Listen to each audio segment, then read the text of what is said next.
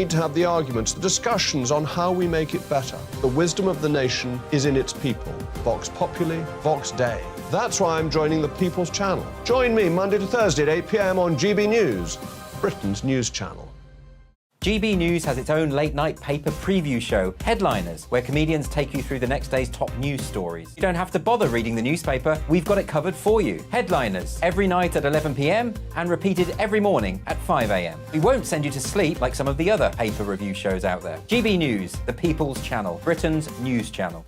Join me, Camilla Tominey, on Sunday mornings from 9:30, taking the politicians to task and breaking out of SW1 to see how their decisions are affecting you across the UK. Bursting the Westminster bubble every Sunday morning, only on GB News, the People's Channel. Britain's watching.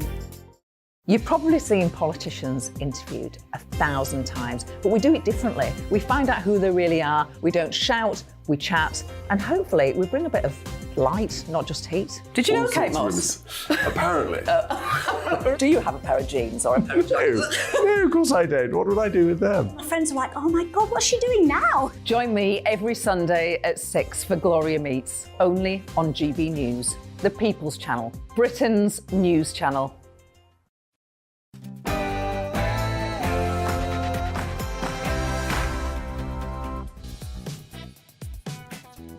Good morning, it's 9:30 on Thursday, the 9th of March. And this is on the Point with Andrew Pearce and Bev Turner. Coming up, we're talking about Gary Lineker. How much longer can he survive as a very highly paid presenter on the BBC after his pretty outrageous remarks about comparing the government's Stop the Boats policy to Nazi Germany in the 1930s? We're looking ahead to Rishi Sunak meeting Emmanuel Macron in France, talking about the boats crisis, and also Harry and Meghan. Remember they went to America? I thought they were fed up with the royal family. Well, Princess Lilibet has been christened in a small serre at their home, and they're going to call both their children Prince and Princess. All that coming up here on this programme with me and Bev Turner. Stay with us. Oh, and we're also talking, by the way, about police officers, because their research shows their pay has lagged 20% behind inflation since 2000. They want a 17% pay rise. Do they really deserve one? That's it. We'll have more on today's weather. Warnings, what it means for you. We're facing blizzard conditions, and don't forget, the weather's coming up right now.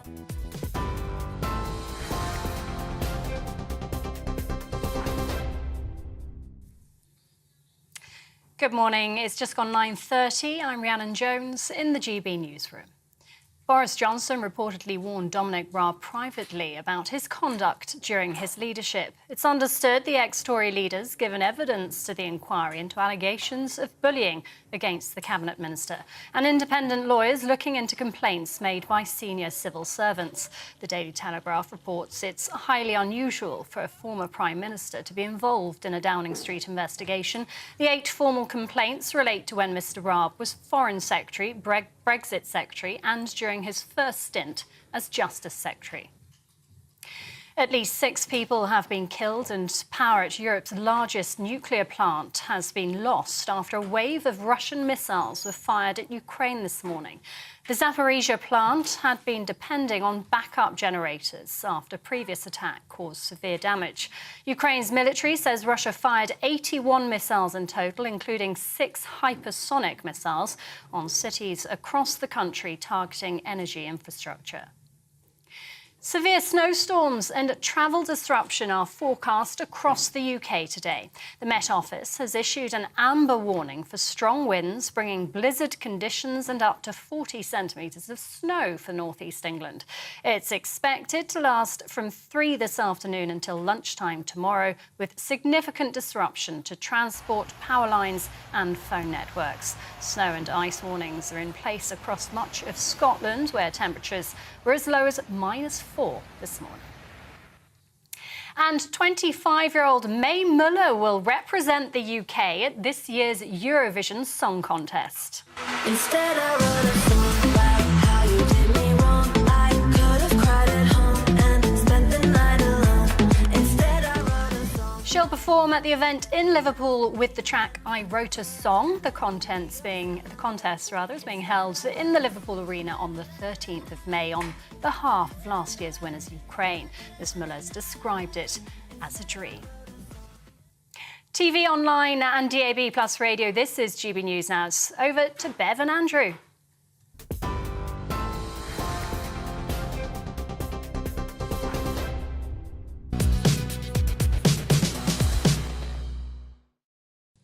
Very good morning. The Prime Minister Rishi Sunak and French President Emmanuel Macron are set to meet in Paris tomorrow for the first Anglo-French summit since 2018, with both leaders also hoping to secure a deal to stop small boats from crossing the Channel. Well, the summit follows that big announcement in Parliament, the illegal migration bill, which aims to remove those who enter the UK illegally across the Channel and ban them immediately from seeking asylum forever.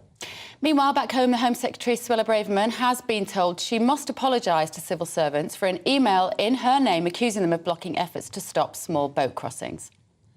Well, joining us for a roundup of the day's top political issues is our very own Deputy Political Editor, Tom Howard. Tom, I think this is all going swimmingly for the government, actually. They're getting good headlines and the Prime Minister goes off to see Macron tomorrow. They've got a much better relationship than Boris or Liz Truss, certainly. This is certainly true. There are good headlines in the short term. However, this has come unstuck before for governments when clearly the intentions are there, what they would like their policy to achieve is well publicised, and then it all gets bogged down in the courts. I think to some extent the success or otherwise of this, the competence really of this government will rest on many of these court challenges that we are certainly about to see, both domestically and internationally. The Times says today that the government will point to the fact 40% of European court rulings have been ignored by other countries, like Germany and France. So even if the European Court does say what we're trying to do about asylum seekers is illegal, they can ignore it too. Well, this is what happened with regards to prisoner voting at the in the middle of the last Labour government. The ECHR ruled that under the universal franchise rights, prisoners had to vote, and the Labour government obfuscated and just kicked the can down the road, would not implement it until actually 2011, when the coalition came in and a backbench motion of the House gave the government the moral authority to just ignore the ruling from the ECHR. Now, the Times is suggesting this morning that there could be a similar strategy with regard to ECHR rulings, that this government could almost sort of clog this stuff up in the courts, and whilst it's all being discussed, just go ahead with the policy. However, there are some other hurdles, because it's not just European courts that get in the way. Of course, domestic courts have sometimes acted with regard to what the ECHR says, particularly because back in 1999 we transposed the European Convention of Human Rights into domestic law through the Human Rights Act. Now, that means that all of these ECHR rights can be acted upon by British judges in British courts, and that could also be a stumbling block for the government. What do you think the Prime Minister really thinks about Gary Lineker and his refusal to back down on likening the stop the boats policy to what was happening in Nazi Germany in the 1930s? It's an extraordinary comment for someone who is the highest paid star at the BBC to have made. But perhaps what's even more extraordinary here is the fact that there's been no contrition, no walking back. In fact, there has been a doubling down on this sort of sentiment, this inflammatory rhetoric from Gary Lineker. We saw that yesterday he posted on his Twitter page to 8 million followers. No apology to the people that he has really painted in such a peculiar light, or indeed the vast majority of the country who are supportive of what the government has been saying over the last few days. I am. We're supporting it. It's extraordinary. Instead of we're not fascists. Instead of walking back from this sort of language, Gary Lineker has doubled down, saying he will say more things like this. And it wouldn't be a problem if he were a private citizen. It wouldn't be a problem if he were employed by a non-state broadcaster. But the fact that he is funded through the licence fee, which people are forced to pay if they want to watch live television, the fact he gets over £1 million a year, 1.34 million, if I remember correctly, a year from that, does place certain responsibilities on. And it's interesting listening to what some other employees at the BBC have been saying. If they were casting political opinions like this, if they were talking in such an inflammatory way, there is no way they would be given such lenience by the BBC establishment. Nick Robinson, who's one of the presenters of the former political editor and on the Today programme, effectively saying he'd be sacked if he said something like that. Absolutely, and you can go through a whole list of people who've said not only would they be sacked if they were talking in those terms, but I think even more pertinently, if there were perhaps even a sports broadcaster who would have taken the other view, who would have said something inflammatory on the asylum seeker point of view, you can bet your bottom dollar that that person would be sacked and barred from working in pretty short order. It seems that it's one rule for one side and perhaps another for the other. Tom, thank you. Let's get some more analysis now from the former Labour MP, who's the independent peer in the House of Lords, Lord Mann. Lord Mann, can Gary Lineker keep his job? Well, I'm for free speech, so I think that's a distraction. A bit like Jeremy Clarkson, who used to say things occasionally made me squirm. Some of the things he said and wrote, but he was a very good presenter of Top Gear, which I seem to recall was a BBC programme. So I'm for free speech. I don't think that's the issue here at all. Is it free speech when we're paying him 1.35 million? It's not free. We're paying for him. I don't know how much Jeremy Clarkson got paid. I think a reasonable amount from what I gather from the past. And so I'm in favour of free speech. This idea that there's obviously a difference between a news reporter and a sports presenter or a car programme presenter. And I'm for free speech for everybody. I think the idea that we restrict free... I've just been in loads of work in the universities about free speech, where I've been arguing the case for years that the way you deal with people saying stupid things or problematic things is not to ban them from speaking and close them down. In our country, free speech is part of what we're about. And, whether people agree strongly or disagree strongly or don't care, I'm for free speech. So, no, I wouldn't have sacked Jeremy Clarkson before, and I wouldn't sack Gary Lineker. Do you think it's different under this Director General, under Tim Davie, John, at the BBC, that he gives them a little bit of a longer leash, some of the celebrities? I'm not sure it's different. I mean, I think that the language is a bit different from the top of the BBC, from people like Tim Davie. But in the past, the BBC have allowed... Jeremy Clarkson is a classic example, because he said many things which some people regarded as controversial, others agreed with strongly. And I think he rather, a bit like Lineker, he rather relished some of the controversy. But the idea that you'd sack either, they're not news reporters, not presenting the news. They're not the political analysts of the BBC. So I'm for free speech. Where Mr. Lineker got it wrong, and some others have, in responding to him as well, is, I mean, my advice to politicians, to government ministers, but to everyone in wanting to comment is, don't use these analogies with the Nazis, with Nazi Germany. I think it debases our language when people do. It's always hyperbole.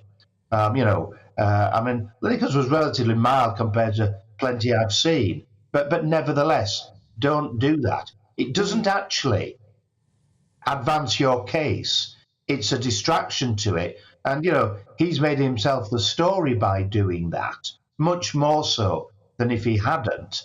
I'm not sure what's achieved by that, other than a crassness and a carelessness in the use of language. So my advice to him and others, I noted your new presenter, I believe a Mr. Anderson, a Conservative Vice President. I believe he now works for, I read anyway, that he's now going to be a presenter with you. Well, he immediately railed in using the word Nazi. Well, Mr. Anderson, don't you do that either.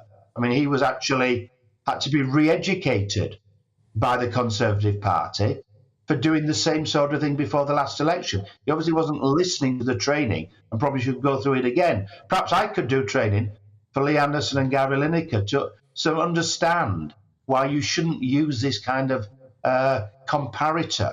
It debases language and it doesn't help your argument. Don't do it.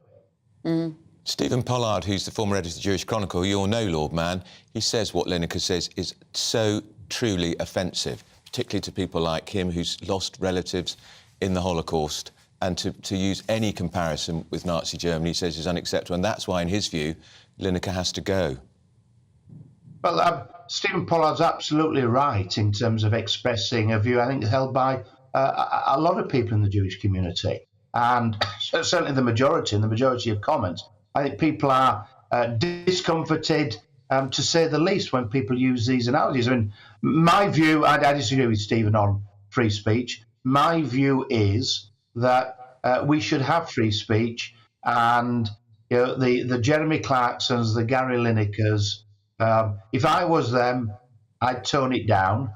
I certainly would never be using this kind of language or anything similar, but I see no problem in a car reporter, presenter, or a football presenter having a view on things, because I believe in this country free speech is of the essence, and it's exactly the issue that in my official capacity, appointed by lots of prime ministers now, 3 or 4 prime ministers, appointed by government to do, I've been taken into the universities, which are, as you can imagine, a rather heated debating chamber at times, and argued the case for free speech. And I think that's paramount in our country. And so I give that, whether people say something stupid or not, I'm still for free speech. OK, thank you so much, Lord Mann, for joining us. Joining us now for more analysis is political editor of HuffPost UK, Kevin Schofield. Good morning, Kevin. Morning.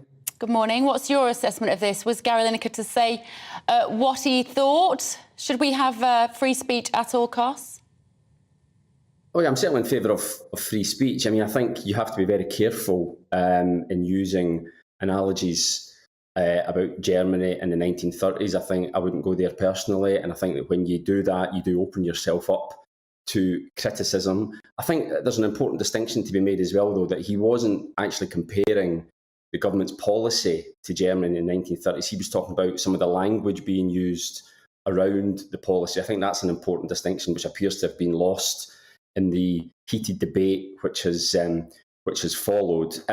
On the question of whether he should be sacked, Andrew mentioned Nick Robinson earlier, saying that he would have been sacked had he tweeted something like that. I think you're kind of comparing apples and pears there a little bit. Nick Robinson obviously is a very esteemed former political editor of the BBC, as a Today programme presenter, regularly interviews politicians. He needs to be politically impartial. I think Gary Lineker, as a presenter of Match of the Day, isn't in the same position. So I think there is a difference there, and I think that may well be why Gary Lineker hasn't been sacked, and I think probably won't be sacked. Jonathan Agnew, who is one of the BBC's cricket correspondents, has said some of the stuff he said before would have meant he'd be sacked, Jonathan Agnew, but he thinks an exception is made for Lineker because of his huge popularity, and he is undoubtedly hugely popular and very good at what he does.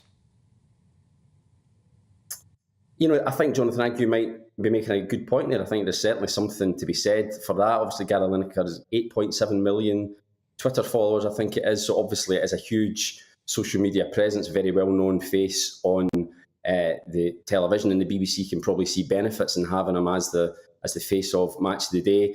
As I say, I think the tweet itself probably was a little bit ill-advised, just going there and, as I say, comparing even the language to Germany in the 1930s. It was very controversial, and I can understand why people are getting rather upset about it.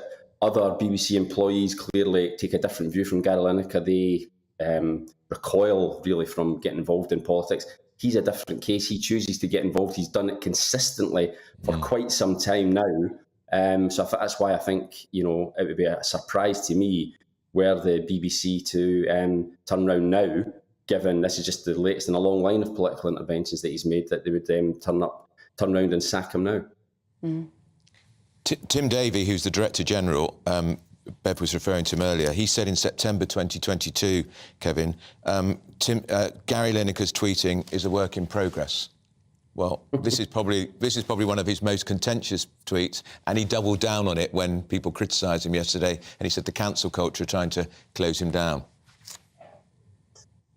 a work in progress is certainly one way of describing it. I mean, clearly the BBC are concerned about this. I think it led the BBC 6 o'clock and 10 o'clock news last night, which was pretty extraordinary. And I think I can understand why the BBC want to speak to Gary Lineker about it. Obviously, that's a conversation for the two of them to have. The point I was trying to make is that this is not a one-off from Gary Lineker. He has consistently made his political views clear on Twitter. And up until now, the BBC have, they might have had some discomfort, but they have not disciplined him over it. I think I would be surprised were they to now draw a line in the sand and say, you've gone too far this time. I think it would be an interesting conversation where that actually happened between Gary Lineker and BBC bosses. But as I say, at the end of the day, I'd be very surprised if he was to end up losing his job over it.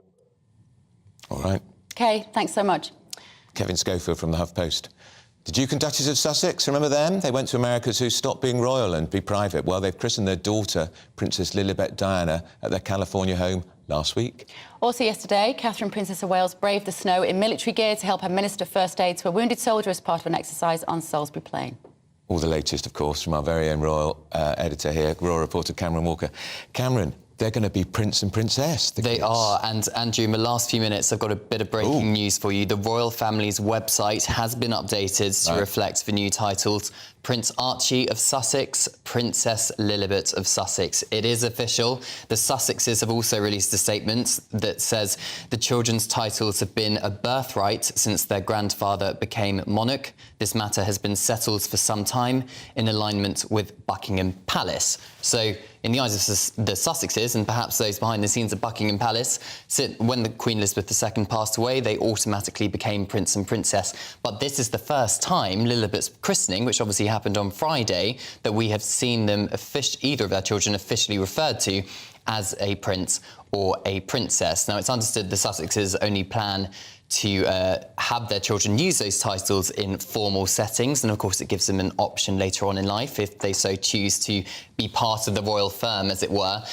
So it won't be used in everyday speak. However, I think it is a strong indication of what Harry and Meghan want for their children, which is particularly ironic, perhaps some people would argue, because Prince Harry has previously spoken of the generational trauma which he had growing up in the royal family, having the burden of the royal title, and yet he has decided to pass said burden on to his children. So some people are questioning his morals there. Well, there's money in it, right? They have nothing else if they're not trading on their royal lineage. Of course, probably two of the royals, adult royals, who have the most normal lives and are the most functional, being Zara and Peter Phillips, who weren't given titles, were they? That was what Princess Anne decided to do. Yes, exactly. And they live their own lives away from working members of the royal family. They have their own deals, and they are not perhaps going on national television or writing books or Netflix series. But you're right, it is a different way of doing things. I think Princess Anne is the hardest working royal if you go in terms of the number of engagements, and her family has a kind of no-nonsense, no-fuss approach, which I think many people in the United Kingdom respect, whereas the Sussexes, Harry and Meghan, have decided to do it in a completely different way, perhaps slightly American way in terms of the PR strategy here. And I think you can see the two sides perhaps clashing. It's kind of the English versus American way of doing things. And we discover from the papers that they invited senior royals to go to the christening of Princess Lilibet, but apparently didn't give them very much notice, so there wasn't any chance of the King in particular and the Queen Consort attending. Exactly, but I don't think there would have been much of a chance even if they did have notice. The reason being, clearly relationships are very frosty, so I think it would have been maybe frowned upon if the King did decide to go, although clearly Prince Harry is his son and he still loves his son. However, the King hasn't been abroad yet since he became monarch. So the first time he is going to go abroad is for this state visit to France and Germany. He didn't go on his annual ski trip this year because it would have been frowned upon perhaps that his first overseas trip as the head of state was for a personal ski trip. So going across to the United States for a personal family occasion perhaps wouldn't have been too good in terms of optics, because clearly he is head of state, so they thought, the government thought, and those at Buckingham Palace thought that him going on a state visit is the best way to release him perhaps to the world as the monarch. They haven't released any pictures from the christening, have they? No. Are we expecting they've done a deal?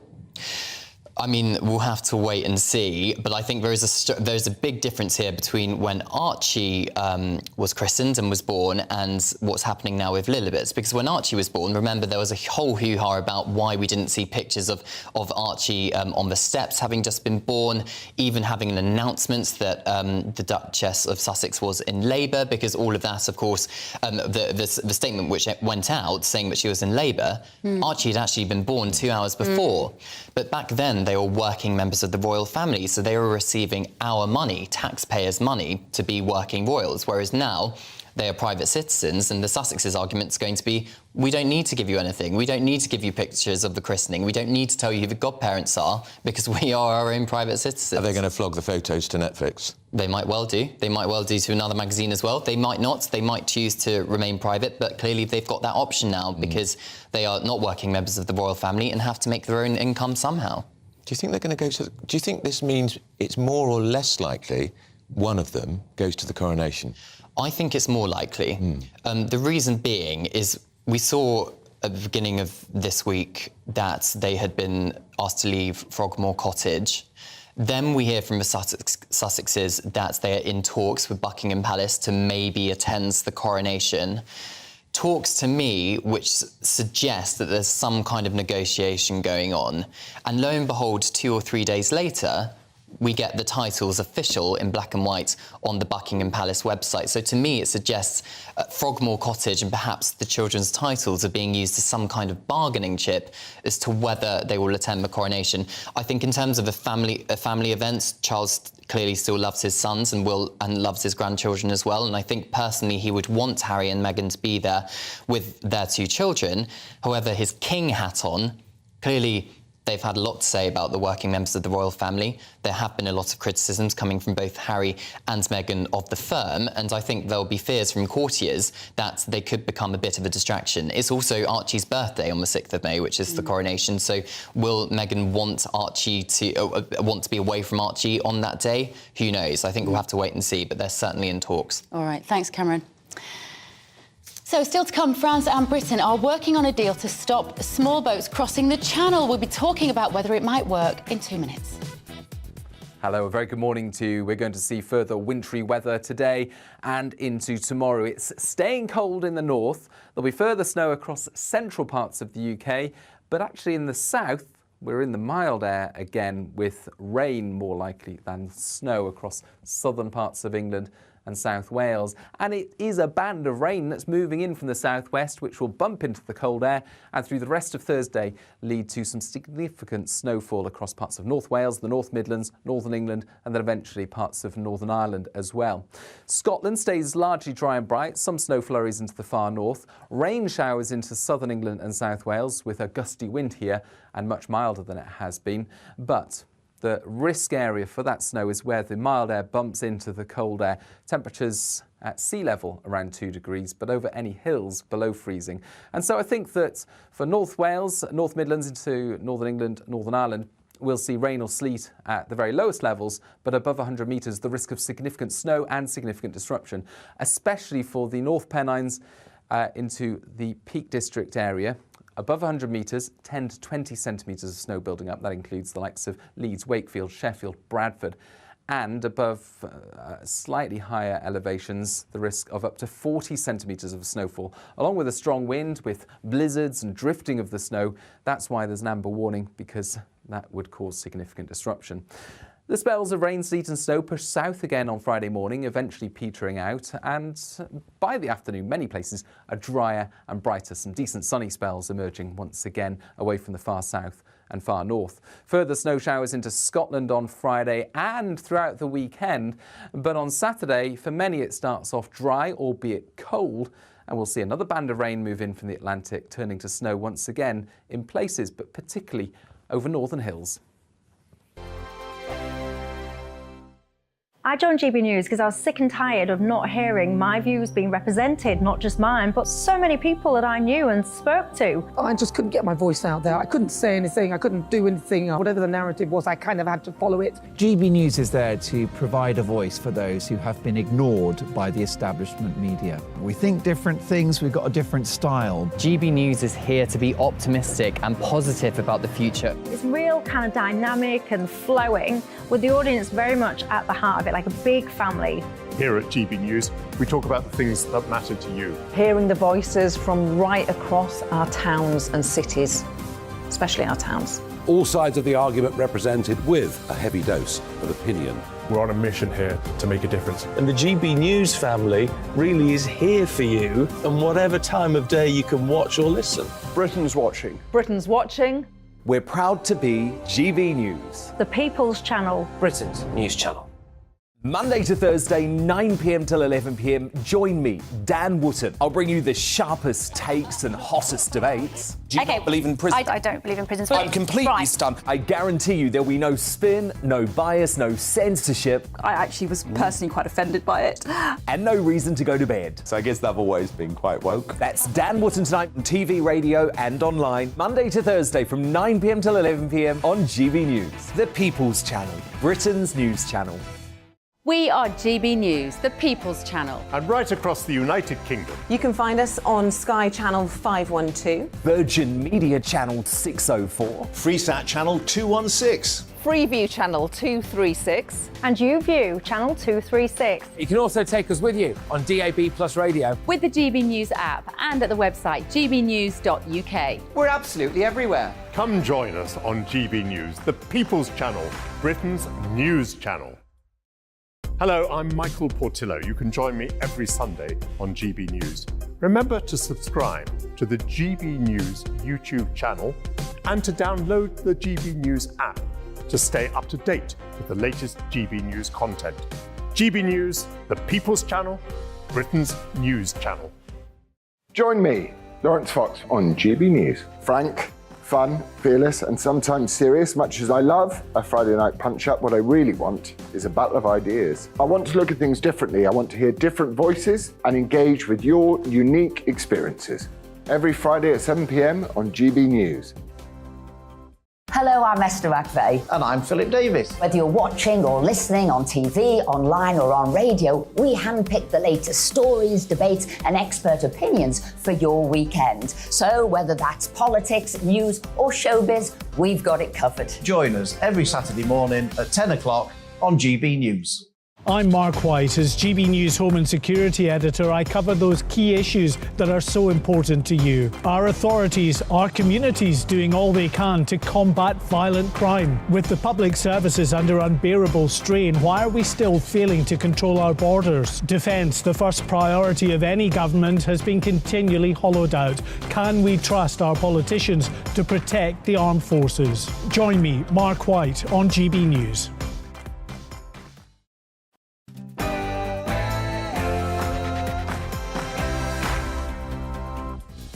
Very good morning. It's 10 o'clock on Thursday, the 9th of March. This is To The Point with Andrew Pearce and Bev Turner. France and Britain are working on a deal to stop small boats crossing the Channel ahead of a meeting between Rishi Sunak and Emmanuel Macron tomorrow. The summit follows the PM's announcement of a new hardline approach on illegal migration. But will it save our borders? Stay with us to discuss all that. And Prince Harry and Meghan Markle, their daughter, is now Princess Lilibet Diana. She's been christened in a small ceremony at their home in California, the first time she's been called a princess publicly, confirming Harry and Meghan are going to use, after all, royal titles for their two children. The Police Federation of England and Wales has called for a 17% pay increase for officers. Research shows that police pay has lagged almost 20% behind inflation since 2000. But do they deserve one? Do they have the right reputation to be asking for one? Let me know what you think. I don't think they do. And we're going to have more on today's weather warnings and what they're going to mean for the country as more blizzards are coming. Send in your snow photos, please. gbviews@gbnews.uk.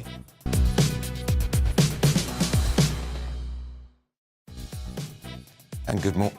And should Gary Lineker get a red card from the BBC over his tweet? Let us know what you think on that and all the other stories this morning by emailing gbviews@gbnews.uk. Lots ahead this morning with Andrew and Bev, but first, let's get you up to date with the morning's news with Rhiannon Jones.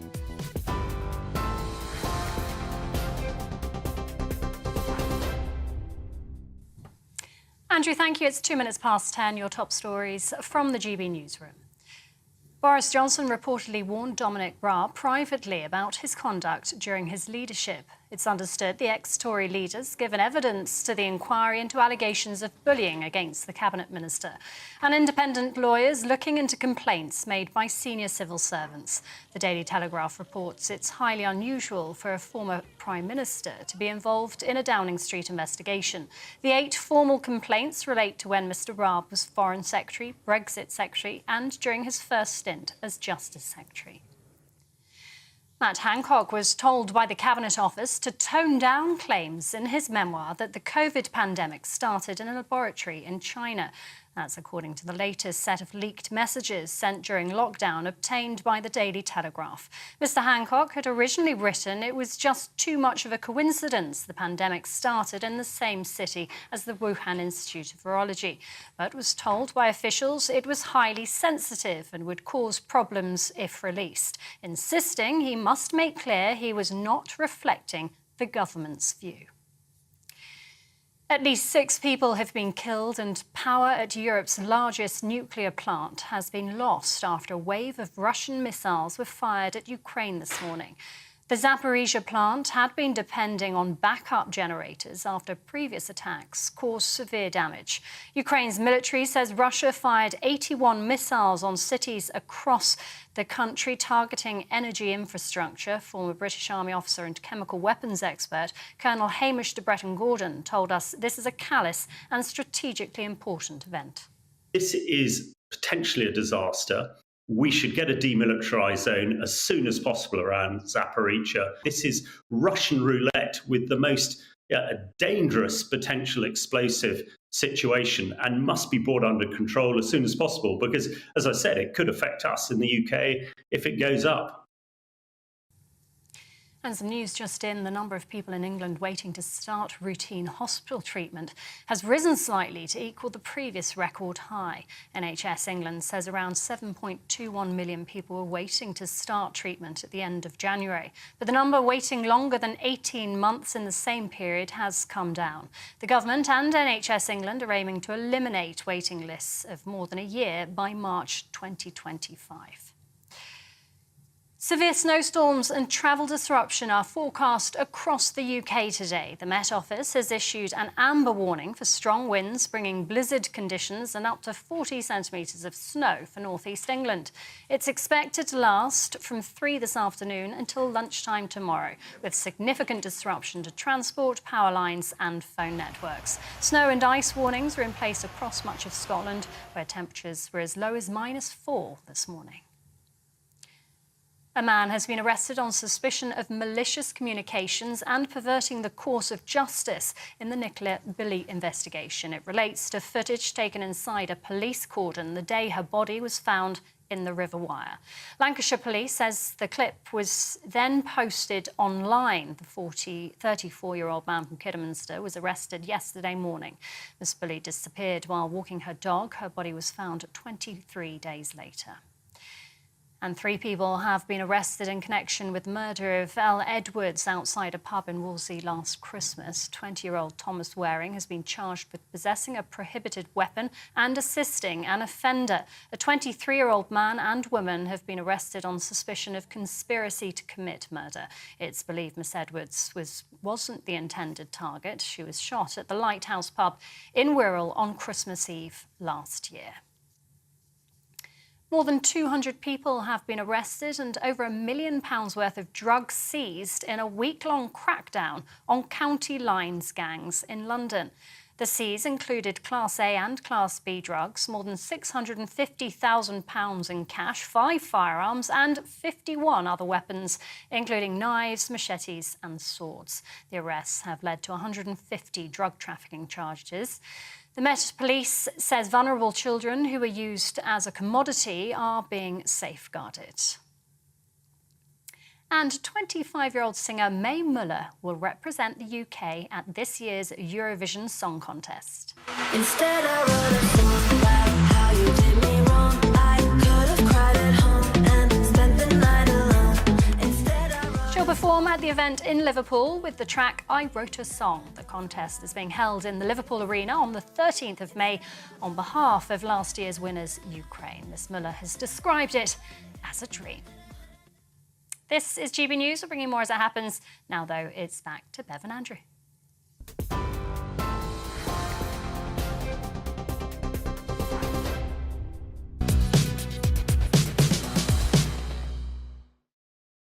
Good morning. The Prime Minister Rishi Sunak and French President Emmanuel Macron are set to meet in Paris tomorrow for the first Anglo-French summit since 2018, with both leaders also hoping to secure a deal to stop small boats from crossing the Channel. Now, this summit, of course, follows the big announcement of the illegal migration bill brought into the Commons by the Home Secretary, Suella Braverman, which says those who enter the UK illegally across the Channel will be deported immediately and banned from ever seeking asylum again. Meanwhile, back home, the Home Secretary, Suella Braverman, has been told she must apologise to civil servants for an email in her name accusing them of blocking efforts to stop small boat crossings. So joining us for more of this is GBNews political reporter Olivia Utley. Olivia, strange story this, that she's denying that this email had anything to do with her. So essentially, yes, this email went out a few days ago under Suella Braverman's name. I'm on all the mailing lists for all the parties, and I got the email. And what the email said was that there are lefty lawyers, the Labour lefty lawyers and civil servants trying to block us from deporting illegal immigrants. And now she has said that this email, she never even saw this email, and that this was a round-robin email from CCHQ. They do this quite a lot. Right. And she had no oversight of it. She's now obviously being forced to, well, being pushed into apologising for it because civil servants aren't happy at all at this characterisation. But in the meantime, of course, we have seen these internal leaks of messages between civil servants where essentially they do suggest that they're not keen on the policy at all. So it could well be that Suella Braverman actually doubles down at this point, because she might well believe that the public, the issue of small boats is the number 4 most important issue to the public, up to the number 2 most important issue to Conservative voters in 2019. So she might feel that the public is on her side about this and the public mistrusts civil servants. So it could well be that this row is actually surprisingly quite politically useful to her. Okay.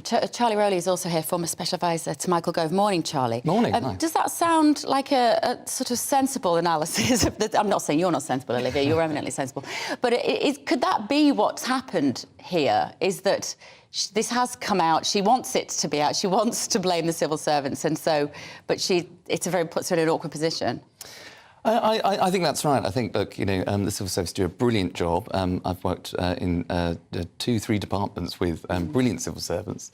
But I think this particular issue is such a long-standing one where successive Home Secretaries have failed to be able to get a grips with it because of the internal discussions that are taking place, because of civil servants might not have been doing what their ministers wanted to do. And I think there is a long-running history and a question over the civil service now, because it was during the Brexit days where we're trying to get a Brexit deal through, where there are some civil servants that were perhaps not in tune with what government ministers were thinking to get a good Brexit deal. During COVID, we've seen some of the leaked WhatsApp messages from the head of the civil service, Simon Case, thinking that if you're not in lockstep with the lockdowns, then you're just a right-wing Conservative ideologist. Well, that's not correct. And when it comes to, again, with the small boats issue, there have been people within the civil service that seem not keen on government ministers having the right ideas. They've got something different up their sleeve. So I think this is something that I think a lot of people will understand why that was said in that email and can chime with. If you were advising her, the way you used to advise Michael Gove, would you be advising her to apologise or say, stick to your guns, Home Secretary? Because, as Olivia said, it's a hugely important issue with voters. And a lot of voters will probably agree with the sentiment. The civil service will try to stymie this policy. Well, I think, as the Home Secretary said, she wasn't privy to seeing the email. It was sent out in her name, but I don't think she signed it off. So in that respect, I think she does have to apologise to her own team in order to ensure that actually, going forward, that, if you've got any other tough policies coming through, and I'm sure the Home Office will have to have some very, very difficult discussions within itself to get other policies through in order to win the next election, which is ultimately the aim. If you want people to work for you and to be able to do the job to the best of their abilities, then you've got to be able to motivate them. So I think in that respect, if it's a demotivated Home Office, she'll have to apologise and get them back on side. I'd say under no circumstances apologise, Home Secretary. Country's crying out for this policy to be sorted and fixed, and we've seen from emails, as Olivia was saying, dozens of emails from civil servants saying this is a racist policy, we don't like it. Priti Patel, the former Home Secretary, said she had a nightmare with her civil servants. Well, I think in order to maintain a sense of better working, an apology might not go amiss. But in terms of the content of the email, I don't think it's a bad thing that it went out. I think it's something that a lot of people recognise and a lot of people can chime with. We've got this meeting tomorrow, Emmanuel Macron and Rishi Sunak. Obviously, Macron's going to be asking for more British money to help the people traffickers. How is that going to play with the public if we go over there and offer? Because the question at the moment is, what are we getting for the money we're already giving? Well, I think that's a key question. And I think hopefully what people will be able to see over the last week where, I mean, it was only a week yesterday, on Monday, where Rishi Sunak announced the new Brexit deal that he had been able to secure, something that I think far beyond what many Conservatives thought was capable of agreeing. So he's been able to secure that because of the working relationship that he has with Emmanuel Macron. I think that you said that earlier on, Andrew. And so I think, yes, there is a lot of money that's going to France to try and help with this problem. But I think given the success of the deal that the Prime Minister announced last week, going to France later to hopefully get a deal that continues to stop the small boats coming over, which is a #1 priority for the Prime Minister and for the people of this country. I think we'll hopefully see a good working relationship there also, and we can start to put an end to these small boat crossings. Do you think you might ask the President of France why the French police haven't arrested the people smuggling gangs? They must know who they are. They've been advertising on TikTok, for heaven's sake, how to get a deal. And I think that's a totally legitimate question to ask. And I think it's no surprise that since leaving the EU that relationships have soured. I don't think the French have perhaps done as much as they possibly could have because of the UK leaving the EU when it comes to stopping the small boats. But I think now that time has moved on, that relationship, time is a healer, and hopefully those relations have got better under Rishi Sunak, and we can start to see both sides working together, as I say, to stop these small boats coming into the UK. So Graham Brady standing down, the most powerful MP, the Tory MP, in a sense, that most people in this country have never heard of. He's standing down. He is, of course, the chairman of the 1922 committee. He is standing down, and it's quite interesting. I mean, on the one hand, you could say that it looks as though, because of boundary changes, Graham Brady seats on the outskirts of Greater Manchester, I think, and it looks as though that will become a pretty safe Labour seat under boundary changes. So you could say that it's a natural moment for him to stand down. On the other hand, Graham Brady's seat is only number 75 on Labour's hit list. So the fact that a Tory MP in that seat seems to believe that he won't win the seat at the next election doesn't bode particularly well for the Conservative chances at the next election. Of course, it's also just a bit of an end of an era. Graham Brady has now overseen the demise of 3 separate prime ministers, and of course is almost a mythical figure within the Conservative Party on those days when the letters start circulating. So it's a funny old world to imagine it without him. Maddeningly discreet for journalists like me and Bev who want to know how many MPs have submitted letters to try and get rid of the Prime Minister. He never tells even his wife, because she's told me so. He doesn't even tell me how many letters have been submitted. He is the soul of discretion. He is, although I thought it was very interesting that he said on GBNews a couple of weeks ago that Boris Johnson did have enough support to stand against Rishi Sunak in that leadership election over the late summer. So, yes, the model of discretion, but it's interesting when he comes out with his little nuggets of information. Charlie, Gary Lineker, we can't have you here without asking you about this. It's on the front page of the papers today. His quote is, "I will continue to speak up for the poor souls with no voice," casting himself as, the spokesperson for illegal immigrants. Does he have a right to do that? He has a right, like everybody else, to voice an opinion. When you are employed by the BBC, which is the independent impartial broadcaster, paid by the taxpayer on the excessive amount that he is. I think it is the repeated offences that he's making, the repeated fouls, you could say, that he's making when it comes to intervening in terms of attacking the Conservative government of the day. It isn't a balanced view, and I think it's right that the BBC have taken a strong talking to, but I think there'll come a point where they'll either have to go further or Gary Lineker will walk away from the BBC. The Mail's gone through his list of own goals, 10 of them since 2016. He's spoken out every time criticising Conservative government. He's paid 1.35 million. Bev and I aren't football fans. Well, I'm not a football fan. Why on earth anybody needs to be paid that much money to be a football host? 10 times, and he's, as you say, doubled down on this. Is he, do you think that behind the scenes the government may be saying, get rid? Well, I think the BBC, he's obviously a great draw for viewers, and Match of the Day is a brilliant programme. Should be for that. And for the other sports programmes that he presents. And the BBC are clearly terrified of losing him. Otherwise, I think if it was anybody else, if you were a newsreader, for example, on the BBC, as has been the case previously, and you've been slightly outspoken, you've not been seen on air thereafter. So I think the BBC are terrified of losing him, and therefore that's why they're not taking as tougher action as what some people are calling for. I don't know why they would be so terrifying. He was a footballer a long time ago. Yeah. David has messaged the programme to say the BBC need to realise that Lineker is not the main attraction of Match of the Day. Football fans will continue to tune in to watch the football, regardless of who's presenting it. He would not be missed, and the viewing figures may even increase. He's one of the reasons I don't watch Match of the Day. And Leslie says, you people are doing exactly what Lineker wants. His popularity is waning, so he says something to regain attention. I can't help but think, Olivia, that if he has these very strong political views, he could probably go and work in politics. I bet you'd welcome him in your world, wouldn't you?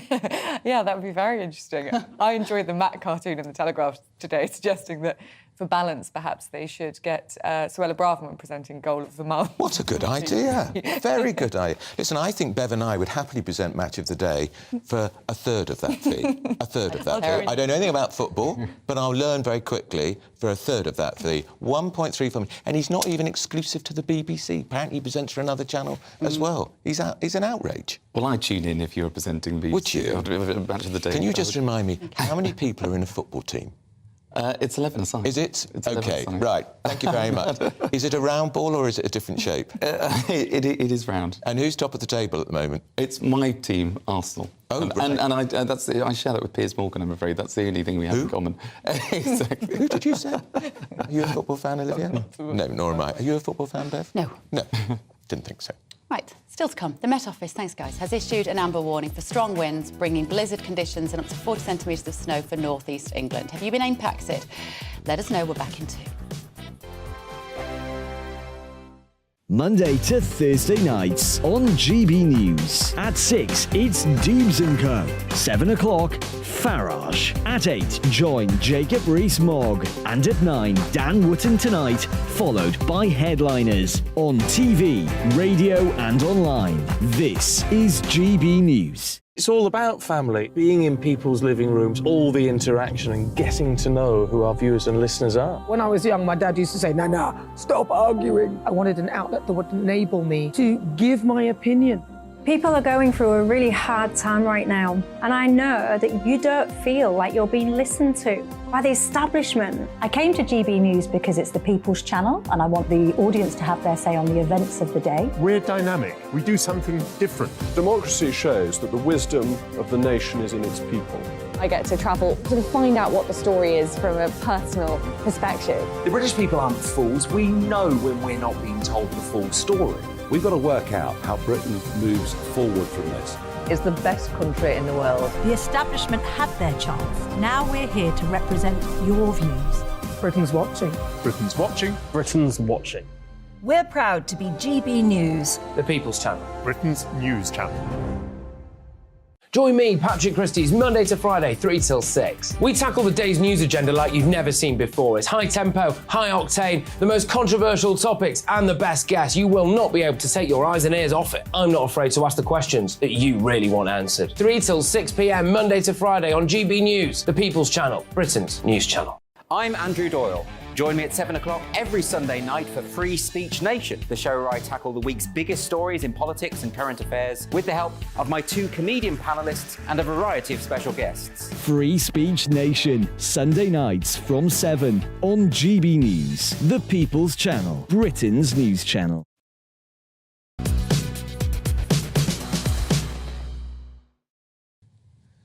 Now, there's a good old battle rumbling on in Cleckheaton, West Yorkshire, between a community group and the council over plans to build an Amazon warehouse next to their homes.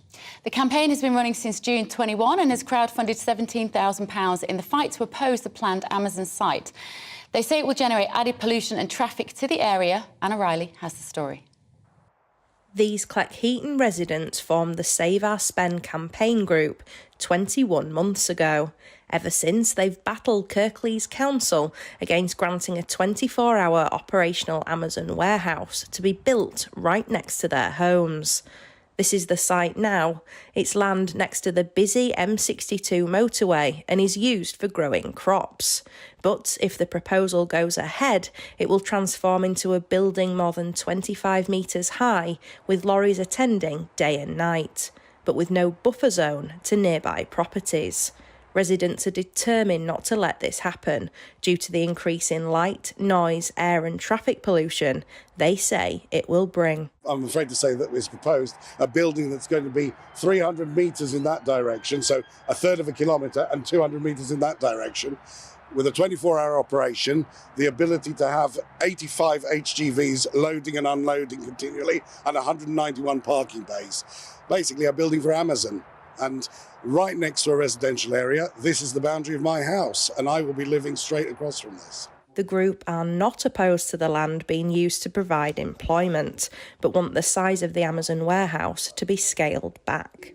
Anyone wanting to, who's built a house, have a family here, is not going to be too happy with having something of this nature next to their property. There's no two ways about it. I'm a little bit more pragmatic about it. I am happy to have some form of development here, but let's not, let's balance it. Let's try and make it fair to the residents and fair to the, the employment side. We do need jobs, there's no two ways about it. But what we don't need is something that is so vastly outside what was originally intended that would actually, upset people that are nearby. There's also concerns about the lasting legacy the development will have on the area. The impact on the area will be felt for miles around and for a long time to come. And I think that is probably the major concern for us. We're probably being labelled as NIMBYs, and we're saying we're absolutely not NIMBYs. We're saying we're not against development, but this development belongs on a trading estate, on an industrial estate, certainly not in a residential setting. In response to the campaign, the council said the planning application has been subject to rigorous public consultation and will be presented to the planning committee for a decision.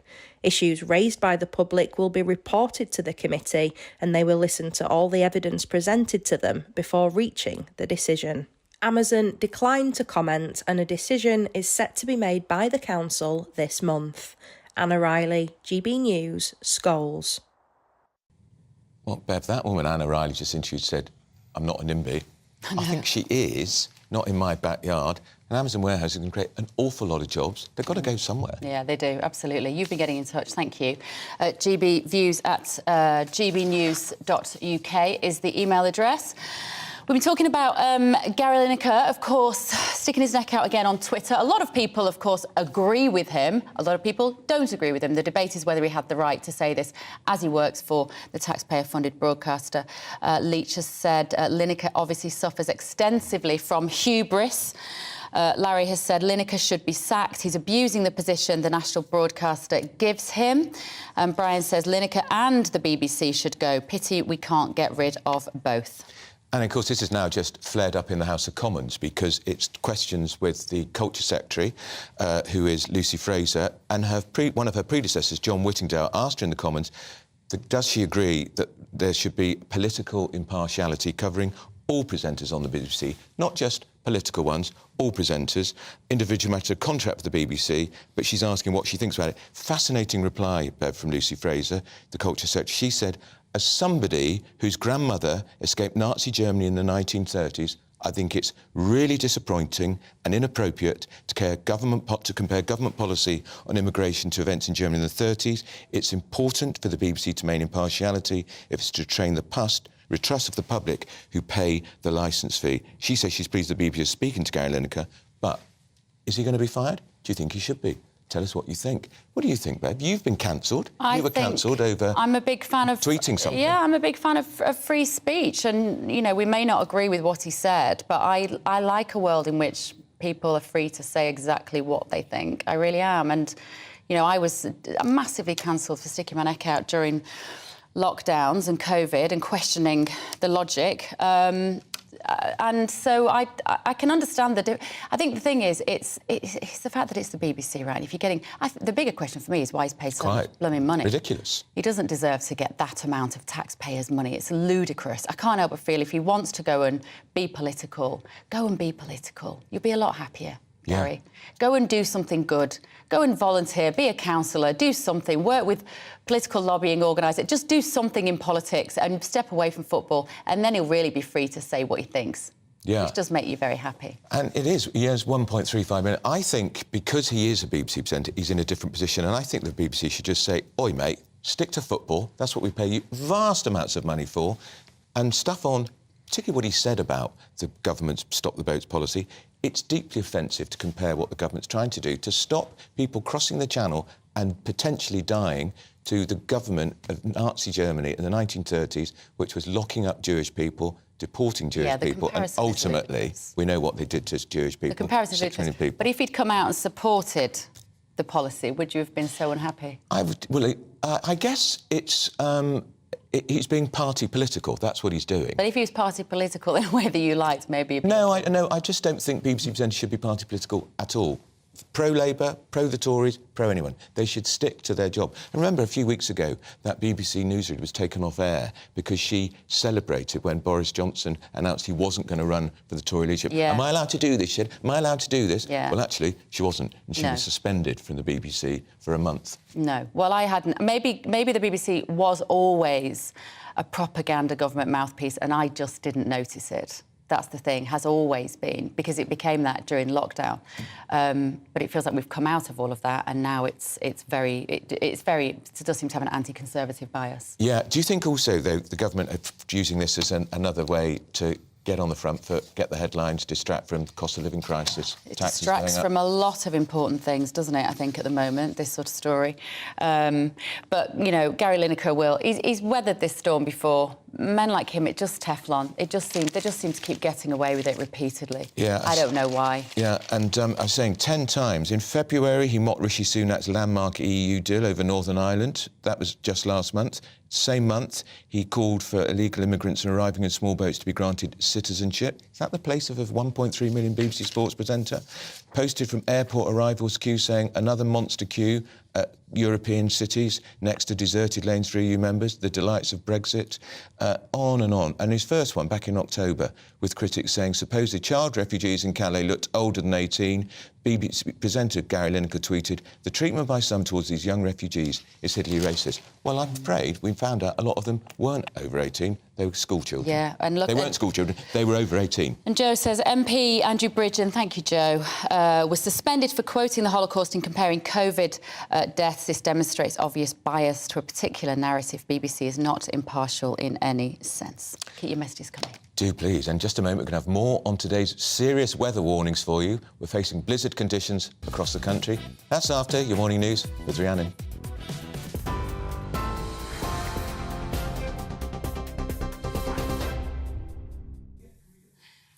Good morning, it's 10:30. I'm Rhiannon Jones in the GB newsroom. Boris Johnson reportedly warned Dominic Raab privately about his conduct during his leadership. It's understood the ex-Tory leader has given evidence to the inquiry into allegations of bullying against the cabinet minister. An independent lawyer is looking into complaints made by senior civil servants. The Daily Telegraph reports it's highly unusual for a former Prime Minister to be involved in a Downing Street investigation. The 8 formal complaints relate to when Mr. Raab was Foreign Secretary, Brexit Secretary and during his first stint as Justice Secretary. At least 6 people have been killed and power at Europe's largest nuclear plant has been lost after a wave of Russian missiles were fired at Ukraine this morning. The Zaporizhzhia plant had been depending on backup generators after previous attacks caused severe damage. Ukraine's military says Russia fired 81 missiles, including 6 hypersonic missiles, on cities across the country, targeting energy infrastructure.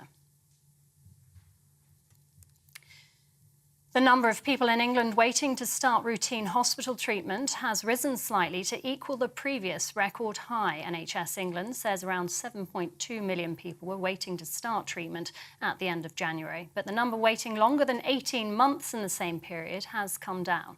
The government and the NHS England are aiming to eliminate waiting lists of more than a year by March 2025. And Britain's most iconic astrologer has died aged 80. Mystic Meg, whose real name was Margaret Lake, wrote daily horoscopes for The Sun for nearly 23 years. The newspaper announced her death, reporting she'd been admitted to hospital with flu. Her agent has said she was followed by millions around the world, showing what an impact she had on the world of astrology. TV online and DAB+ radio, this is GB News Now. It's back to Bev and Andrew.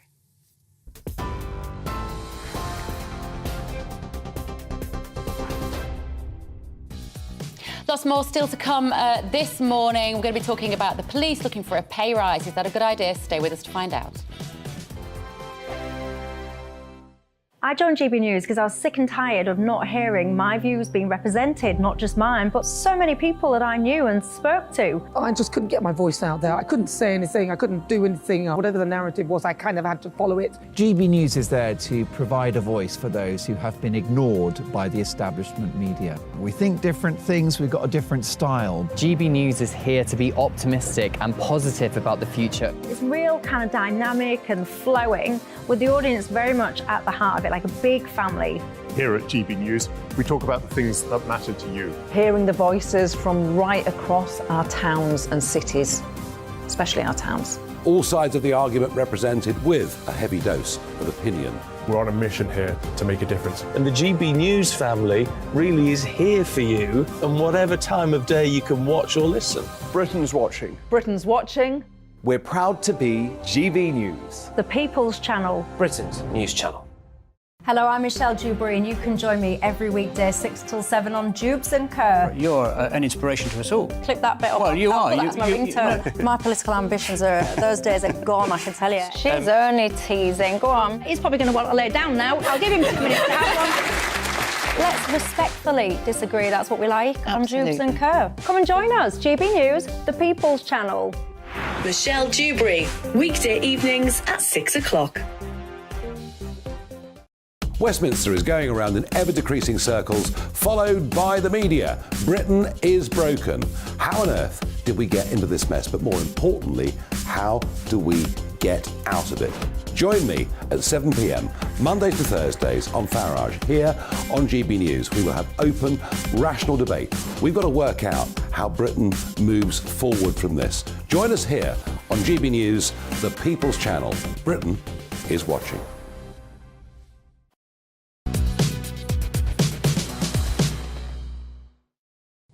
Very good morning. It's 10:34. The Police Federation of England and Wales have called for a 17% pay increase for officers. Research shows that police pay has lagged almost 20% behind inflation since the year 2000.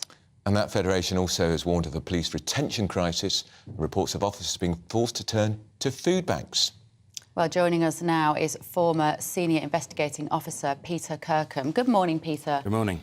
Is it that bad for police officers that they have to go to food banks? It's worse.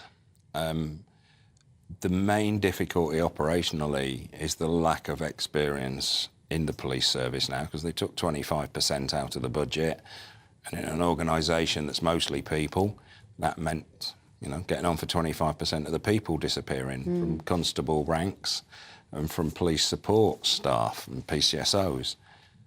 That experience has gone, and it won't be easy to replace. So the last thing the police service needs is people walking out the door because they can't afford to stay and they can earn more doing other things. It's a couple of years ago now, but if I wanted to find a police officer, an experienced police officer in Victoria, I'd have gone and looked who was driving the train to Hastings, because loads of them went and joined the rail companies where they can as train drivers. Earn £60,000. Earn a lot more money for a lot less stress.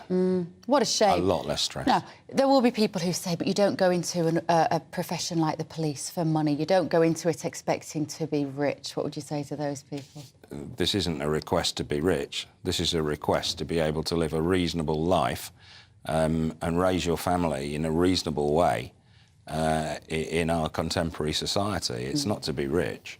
No. This is to make up the huge backlog caused by 22 years of either standstill pay or below inflation pay rises, 1% and things like that. And they've fallen significantly behind even the other public sector workers. And we saw the nurses start off with asking for 19%. So... Which they haven't got. No, they haven't. And this is an opening gambit from the Federation. They no doubt realise it can't all be done in one hit, but they'll be looking for a structured series of pay rises, probably over a period of time, that get them close to that. Trouble is, Peter, this comes at a time when public confidence in the police is probably, I would argue, at an all-time low. It does. Wayne Couzens, David Carrick, sentenced, got to serve at least 30 years in prison for abusing women over a period of times. And I was just checking a story in The Observer last month. Roughly 1 in 100 police officers in England and Wales face criminal charges, including for sex offences, in 1 year alone. Yeah, that's shocking. Those stats are bad. And the police service would ideally not want to have anybody doing that, but they reflect our society, and so there will be people who get in all sorts of scrapes and whatever, in all sorts of ways. And when you've got an organisation with so many people, especially across the civilian staff and the PCSOs as well, a very small percentage that I would suspect is probably lower than in most big organisations, is going to be a relatively big number. And so it looks bad. And of course, those offences will range from the most serious, and you mentioned a couple of them. Those are total outliers. That's not something that happens. They're one-offs. Hopefully they're one-offs. Certainly they're not common and garden things. They're all the way down to relatively minor offences of the same type. When we interview police officers, former police officers generally on this show, and when I was talking to friends of mine, I have a family member in the Met as well, the police are spending a lot of time now doing the work of social workers, they are. Mental health experts, not actually policing. Do you think it has noticeably got worse recently, hasn't it? Yeah, it steadily got worse over the last couple of decades, particularly bad, but you can go back a lot further than that. And the police were involved in things that they shouldn't really be involved in. I mean, the classics are the concern for welfare calls. That's right. Whereas someone goes to A&E, for instance, with whatever, broken arm or whatever, they get fed up waiting after 4, 5, 6 hours and wander off, don't tell anybody. So the hospital go, we'd better tell the police to go and check up, see they're all right. Well, they've got no power to do anything. And so all this time is wasted, and they get in all sorts of squabbles, especially where mental health is involved. And you ask yourself, why are they doing this? It's almost like we need a whole new emergency service now, whose job it is to go around dealing with mental health issues that have the equivalent of ambulances and police cars. Yeah. Just help people who are desperate, in desperate need, but not necessarily a danger to anybody else, often a danger to themselves. Yeah, because there's alcohol and drug abuse, there's homelessness, there's mental health issues, there's all manner of things that all interlink. And there's no one really that it's their job. And so the ambulance service, the police service manage to sort of muddle their way through it, but that's not an efficient way of doing things. Can't you just finally, the average police officer is on about £27,000 a year, pretty similar to a nurse. The police, unlike nurses, aren't allowed to strike. Exactly. Do you think they should be allowed to strike? No, but I think they should be treated with respect by the government, who acknowledge that point and don't abuse it. Do you think they're exploiting the fact that police can't go on strike? Of course they're exploiting it. This government does not like the police service any more than the previous couple. That's a very depressing statement, isn't it? It's a hugely depressing We need statement. the police more than anything. If there's one thing the government have to provide the citizens, it's an ability to walk safely down the street, sleep safely at night, and leave your car without thinking someone's going to nick it. For sure. And we all need them in all sorts of ways every day. And we've got asymmetric reporting here. Something bad averagely bad, let alone really bad, gets reported and reported and reported at every court appearance and every change of status of the case, and people get the impression it's happening 1, 2, 3, 4. No, it's the same thing. It's just being reported repeatedly. Nobody hears about most of the good news. Diane, would you still, if you had your time over again, would you go into the modern police force as a young recruit?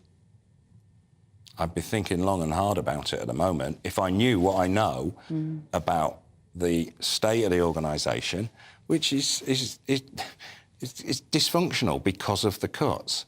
And, you know, we keep seeing these reports, they're failing to attend burglaries and they're failing to do this and failing to do that, and charge rates are dropping and conviction rates are plummeting.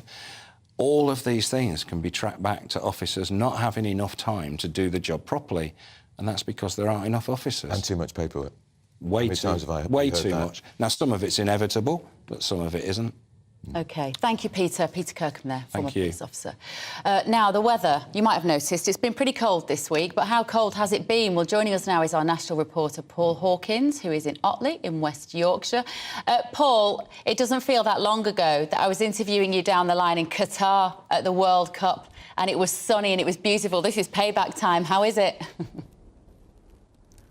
Cheers for the reminder, Bev. That had crossed my mind earlier. I thought I wouldn't mention it. But yeah, thanks for bringing it up. It does seem to be one extreme to the other when they send you out on these jobs. The reason we're here in Otley in West Yorkshire is because this is in that finger, that finger. If you look at that map from the Met Office of that amber warning, that finger that runs up the spine of the country, starting in Stoke and then finishing in Durham, taking in the Midlands, the Peak District, the Yorkshire Dales, Yorkshire, and up into the Pennines. That's where there's going to be a significant amount of snow, and they're expecting some major disruption to travel, possible power outages, possible disruption to the phone network, and especially rural communities in the higher areas. We're looking at up to 40 centimetres of snow there, and the same as well for mid and North Wales, where an amber warning was put in place this morning, and also a snow warning for Northern Ireland as well. All of these places looking at significant disruption because of the snow, and especially the wind has picked up a little bit this morning, but as we head into this afternoon, it's going to be blizzard conditions. So the snow accumulating and then the wind blowing that snow onto the roads, which is why travel disruption is such a problem. It's going to be cold. The usual warnings apply. Take care. Only leave home if you need to. Work from home if you have to. Check in on those that are vulnerable. I know that Leeds City Council are putting in place an action plan for dealing with, first of all, the roads when it comes to the gritters and the ploughs, but then also they're really getting vocal about the warm banks, the network of warm banks that they have in this area for people who, of course, can't afford to but need to be somewhere warm when it's weather like this. That said, you are a pretty hardy lot. Have a listen to these dog walkers that we spoke to this morning.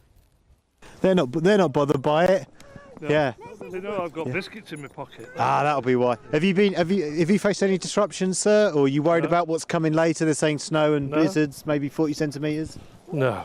It looks pretty clear so far. Yeah. So you'll be all right. It's not affecting work or anything like that? No, I'm retired anyway. Do you love this weather? I don't mind it. I prefer it to rain. Yeah?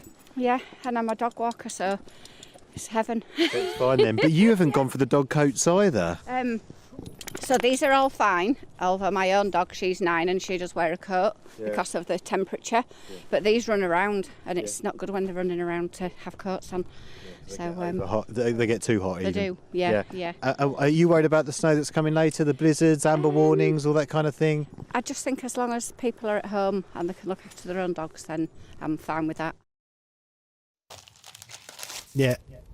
We should add as well that she is going to be checking on her uncle as well, and does say that the community here in lots of places like this around Yorkshire and in this part of the world, they do stick together and look out for the elderly, who of course, and vulnerable people like the elderly in this weather. In terms of the snow at the moment, it's not too bad at the moment, but it is going to get worse later as we move throughout the day. It was, and when we talk about the weather, we should be very careful. It's not affecting all parts of the country today. That's lazy journalism, because this morning at 6 a.m. it was 11 degrees in Cornwall, minus 16 in the Highlands in Scotland, which actually recorded its lowest temperature its lowest overnight temperature for 2023, and the lowest temperature in the UK in March since 2010. So there's a big temperature extreme from one end of the UK to the other today, but the major disruption will be across the Midlands, the north of England, mid to North Wales, and a little bit in Northern Ireland as well. So look out if you're in those parts. Thank you, Paul. Look at you. You're just brilliant, seamless, whether you're in 30 degrees in Qatar or freezing in Yorkshire. Well done. Get home safely, won't you? Yeah, now we're also joined by senior meteorologist at the British Weather Service's, Jim Dale. That's an extraordinary revelation, isn't it? The two parts of the United Kingdom, one minus 11, one minus something, and one 11 degrees. How does that happen? Yeah, we're only, good morning. It is a bit of a revelation, to be honest with you. I mean, the Scots are very hardy people, as we probably know. Any Scottish people up there, they're used to the frost and the snow. And actually, at the moment, for the most part, they're in the sunshine. They're enjoying it, even though it may well be very minus temperatures. And on the other extreme, down south of Birmingham, for the most part, it's rain. It's a bit miserable.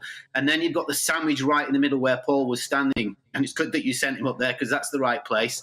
That and a few other places in that area. And it's going to get worse before it gets better. This has got some longevity to it. So this afternoon, this evening, in the overnight, and even first thing tomorrow, before all the cold air starts pushing back south across the UK. What my kids will want to know, Jim, is are we going to get any snow down London way? Is there going to be any sledging this weekend? Well, it won't happen today. It might happen. You're saying sledging. I very much doubt it'll be a sledging job. I rather feel it'll just be a few flakes as the cold front goes through on the back edge, or the occluded front goes through on the back edge. So that's basically where we're at with this one. Now, look, this situation in March, early March, it's unusual. The last time we had this kind of event that lasted 2 weeks, affected the north with blizzards, was in 2018, March 2018, and we've become less used to that over the last decade or so as global warming has taken off to a certain degree, and March has been that month where we started to recover and get into proper spring. We're in meteorological spring now. You wouldn't think it, would you? No, I was thinking about spring 2020, that first lockdown. We were all sat in the garden drinking rosé at 2 o'clock in the afternoon, doing the barbecues. I mean, it was such a contrast to now. Yeah, and I remember maybe 3 or 4 years ago walking around in London and watching people sitting there having picnics and it was late February and the temperature was around 20 degrees. Look, we're on a helter-skelter. It's as simple as that. I would say that climate change does. I'm not saying that this particular event is climate change. You can't say that on a one-off event, but generally, one of the aspects of climate change is that there will be a lot more, call it chaotic type weather to be had.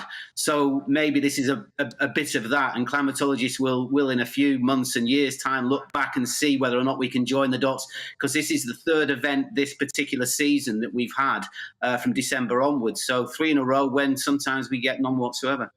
Okay. All right, that's Jim Dale. Thanks, Jim. When it doesn't snow this weekend, I'll blame you to my kids.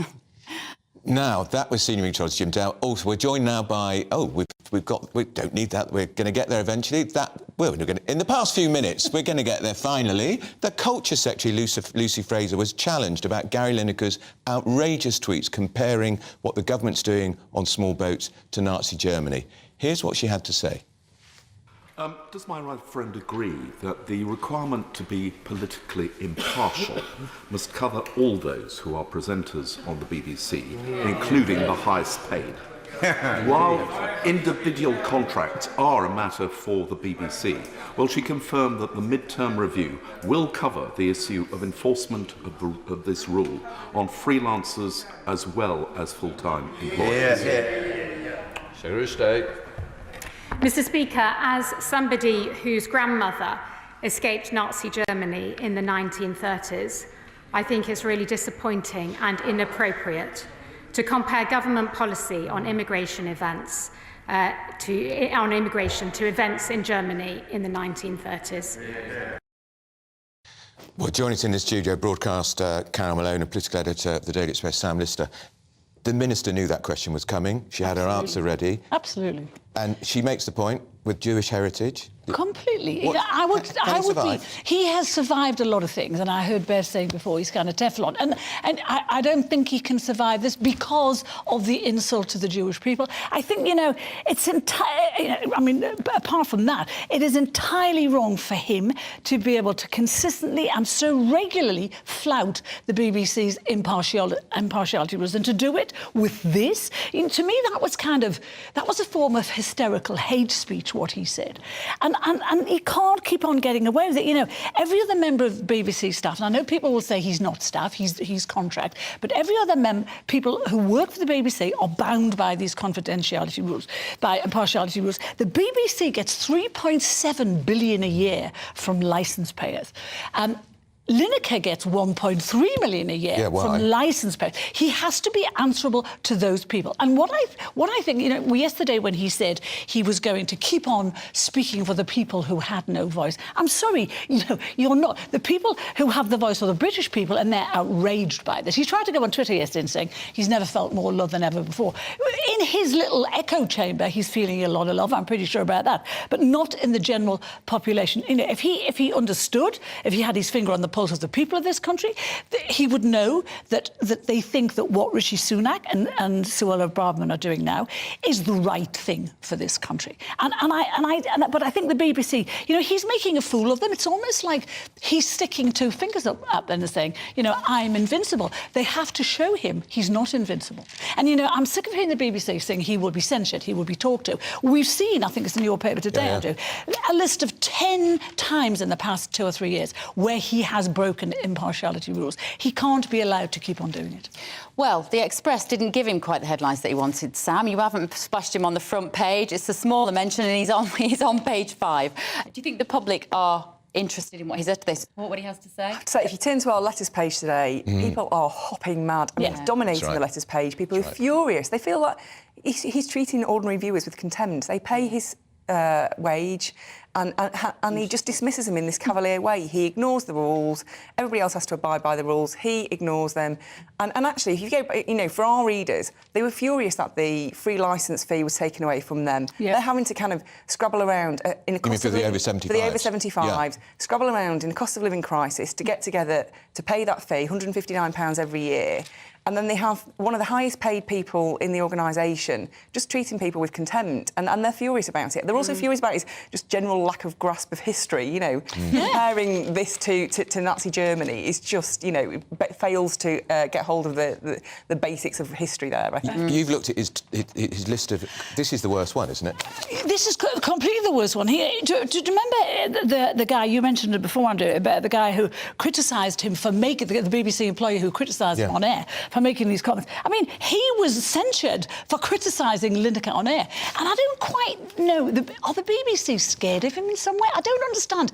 The guy commentates on football. I mean, it's not rocket science. I can think of half a dozen sports commentators right now who could do what he does, every bit as good as what he does, and yet he's been allowed to get away with this. And as I say, basically, as Sam's just said, it's insulting to the general public, it's insulting to licence payers, but for the BBC, he's making fools of his bosses because he feels like he's fireproof, and up until now, he has been proved to be fireproof. And I can't see how they can let him go again. I can't see how he can get away with doing this. As Sam says, he has a very poor grasp of history. If he is stupid enough to compare the slaughter of 6 million Jews by the Nazis to this. And Sam, the culture secretary intervening, she clearly knew that question was coming. Her answer was prepared. It was a very powerful argument, talking about her own family and the Holocaust. That's a serious intervention by a cabinet minister. Is his time running out, in your view, Lineker? I think, the BBC are in a real quandary here, because if they do not take action, they just look inherently weak. And what message does that send to the other staff? The other staff who have to abide by all these impartiality rules?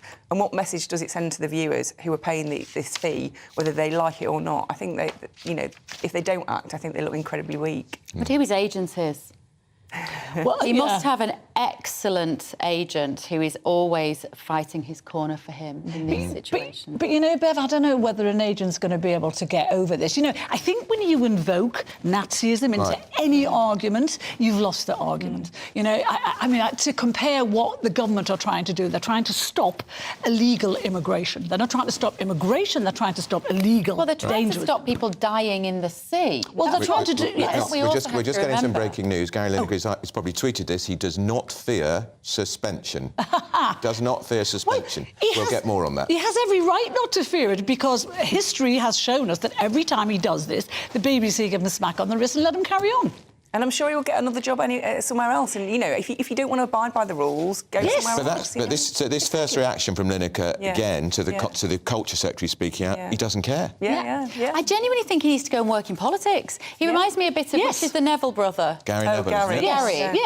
Gary Neville, who's got a very strong political drive, and you want to do something, just turn away from the money, go and do something, go and be happy, go and talk about the things you want to talk about and be free to do it. And if you're so convinced... He must have enough money, right? Yeah. If you're so convinced your views are right, go out there. But see, then if you do that, if you go into politics, you have to be answerable to the people who vote for you. And I don't think he actually wants that. I think he does this from the safe position of his job at the BBC. In fact, Lineker has actually spoken. We're going to get his words. Good. We'll get that in the next section. We're also going to talk about Harry and Meghan. Their children's going to be royal, Carol. We've only got 40 seconds. What do you think? I think it's astonishing. This is the couple who said they didn't want their kids brought up in a royal cage. They didn't want to be... They hate the royals, they hate the monarchy, they hate everything it stands for. And Meghan even said that the title was being kept from Archie, if you remember, because of the colour of his skin, because of his race. And it was we all knew at the time it was nonsense, because the Constitution says not until Charles became king could they have the title. But it's interesting, they're going to give them the titles. And I think, in my view, it's to monetise it, to weaponise it, because it'll keep them in what you said earlier, Bev. There's That's money how they make money out of it. And it seems quite a cynical move, really, because, you know, clearly they hate the institution of monarchy, so why would you want to be part of it? I mean, but even calling that little girl Lilibet after the Queen... It's outrageous. Outrageous. It's like they just want to have their cake and eat it, have the trappings of some royalty, but not do anything to support the royal family and just try and undermine them all the time. Princess Anne's kids have done very well without being royal titles. Completely. But, you know, what it does is that giving their kids these titles, it keeps Harry and Meghan relevant too. It means that they can still walk in exalted circles. It means they can still be special, even though they said they didn't want to be special, they actually wanted to be ordinary. OK, thank you, ladies. Still to come, Gary Lineker has come out swinging, speaking for the first time, apparently, saying he does not fear suspension by the BBC. We'll bring you the full video in just a moment. First and foremost, I am a GB News fan, and I was before I was working here. Just love the fact that we're asking the questions that a lot of establishment media won't ask. With a bit of a twist, we not only want to inform you, but we want to keep you entertained. It's worth the drive because you get in and the team's all ready and waiting, they're itching to go, and it's a proper little family. GB News is the People's Channel. It's the audience that makes the programme sing. We're giving our viewers and our listeners a voice. I see the thousands of your letters, tweets, emails, you name it, coming in. Britain is broken. How on earth did we get into this mess? But more importantly, how do we get out of it? The establishment had their chance. Now we're here to represent you. It's time for something different. It's time for GB News. I'm very patriotic. I believe in Britain. Our best days lie ahead. Britain's watching. Britain's watching. Join us here on GB News. The People's Channel. Britain's news channel. Monday to Thursday, 9 p.m. till 11 p.m. Join me, Dan Wootton. I'll bring you the sharpest takes and hottest debates. Do you not believe in prisons? I don't believe in prisons. I'm completely stunned. I guarantee you there'll be no spin, no bias, no censorship. I actually was personally quite offended by it. And no reason to go to bed. So I guess they've always been quite woke. That's Dan Wootton tonight on TV, radio and online. Monday to Thursday from 9 p.m. till 11 p.m. on GB News. The People's Channel, Britain's news channel. I'm Simon Evans. Join me on GB News for Headliners at 11 p.m. What's the scoop? I'll be joined by two of the country's top comedians. That's right. As we take a look at tomorrow's newspapers tonight. We're going to get into trouble. If it's a big story, we'll be covering it. Spill some tea on him. There we go. But we'll also have some fun. I wouldn't stick up a bank. My father didn't love me. So anyway. Headliners every night from 11 on GB News, the People's Channel, Britain's news channel.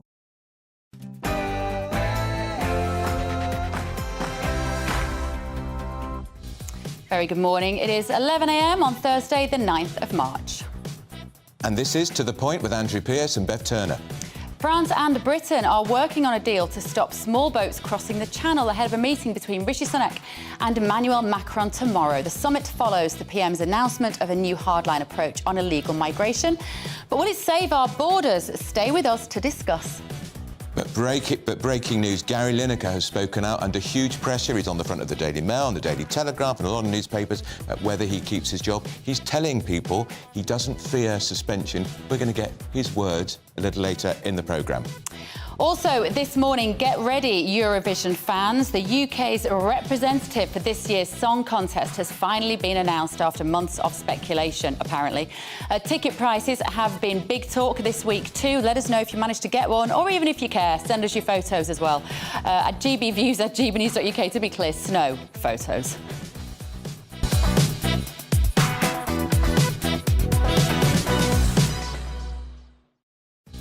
Good morning. Thank you for joining us. Gary Lineker has spoken out for the first time outside his London home, saying that he doesn't fear suspension from the BBC after his controversial comments. Let us know what you think. GBViews at gbnews.uk. We'll get there in just a moment, but first of all, here's your news with Rhiannon.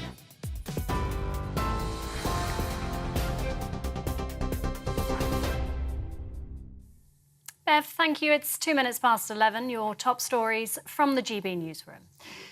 So much of the day, presenter Gary Lineker says he stands by his criticism of the government's asylum policy and doesn't fear suspension by the BBC. He posted a tweet earlier this week comparing the language the government used to set out asylum plans to that used by Germany in the 30s. The Culture Secretary's told the Commons it's important the BBC maintain impartiality if it's to retain the trust of the public who pay the licence fee. At least 6 people have been killed and power at Europe's largest nuclear plant has been lost after a wave of Russian missiles were fired at Ukraine this morning. The Zaporizhzhia plant had been depending on backup generators after previous attacks caused severe damage. Ukraine's military says Russia fired 81 missiles, including 6 hypersonic missiles, on cities across the country targeting energy infrastructure. Former British Army officer and chemical weapons expert Colonel Hamish de Breton Gordon told us this is a callous and strategically important event. This is potentially a disaster. We should get a demilitarised zone as soon as possible around Zaporizhzhia. This is Russian roulette with the most dangerous potential explosive situation and must be brought under control as soon as possible because, as I said, it could affect us in the UK if it goes up. The number of people in England waiting to start routine hospital treatment has risen slightly to equal the previous record high. NHS England says around 7.21 million people were waiting to start treatment at the end of January. But the number waiting longer than 18 months in the same period has come down. The government and NHS England are aiming to eliminate waiting lists of more than a year by March 2025. Severe snowstorms and travel disruption are forecast across the UK today. The Met Office has issued an amber warning for strong winds, bringing blizzard conditions and up to 40 centimetres of snow for North East England. Snow and ice warnings are in place across much of Scotland, where temperatures were as low as -4 this morning. Weather journalist has told us to expect significant disruption to transport power lines and phone networks. Delays on the roads, absolutely possible. I'd say more or less certain in the next 24 hours, certainly in the areas that I mentioned. Possibly further south, we've got the main airports further south are not going to be quite affected by the snow going forward. We're sort of out of that danger zone a bit more now. But the northern airports, yes, expect disruptions. And on the trains as well. Trains, roads, I think there are advisories to, if you're going to travel, take precautions.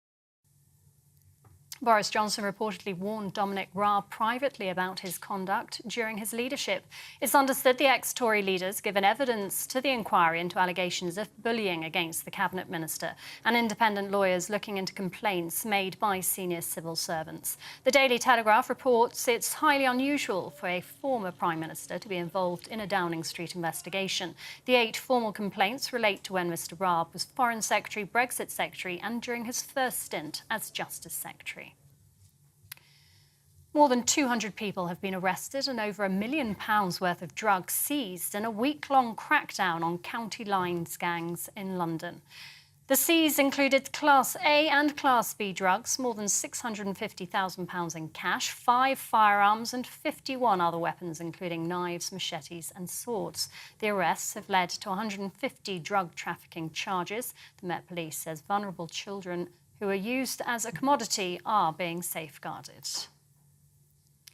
Britain's most iconic astrologer, mystic Meg, has died aged 80. Margaret Lake, who wrote daily horoscopes for The Sun for nearly 23 years, the newspaper announced her death, reporting she'd been admitted to hospital with flu. Her agent has said she was followed by millions around the world, showing what an impact she'd had on the world of astrology. And 25-year-old singer Mae Muller will represent the UK at this year's Eurovision Song Contest. Instead I wrote a song about how you did me wrong. I could have cried at home and She'll perform at the event in Liverpool with the track I Wrote a Song. The contest is being held in the Liverpool Arena on the 13th of May on behalf of last year's winners, Ukraine. Miss Muller has described it as a dream. This is GB News. We'll bring you more as it happens now, though. It's back to Bev and Andrew.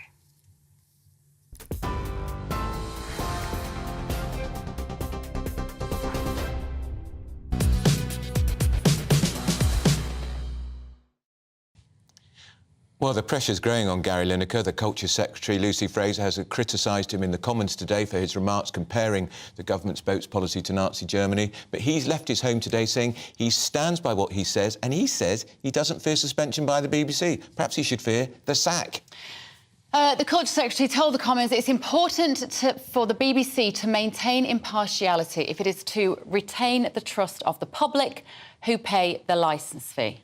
Well, joining us back in the studio is GBNews political reporter Olivia Utley, and of course we're delighted to have former Special Advisor to Michael Gove, Charlie Rowley. He's spoken out. We're going to get his word shortly. This sounds like he's in a lot of trouble. It does sound like he's in trouble, but the problem, as highlighted in a very good leader in the Times today, is that actually the rules drawn up by the BBC around impartiality aren't particularly tight. So obviously it's very strict with its own journalists, but presenters such as Lineker, who work under contract, aren't subject to the same sort of rules.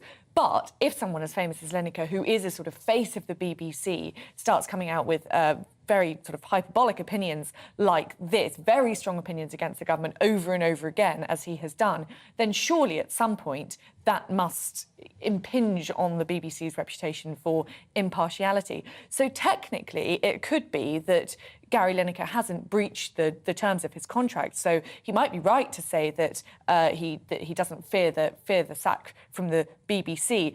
But obviously, it's really not a very good look for the BBC at all. And Richard Eyre, former BBC chairman, has suggested that he will have to go soon, along with Richard Sharp. He called it one head will be rolling from the right and one from the left. Sorry to interrupt you, Olivia. Let's have a look at what Gary Lineker said just a few moments ago.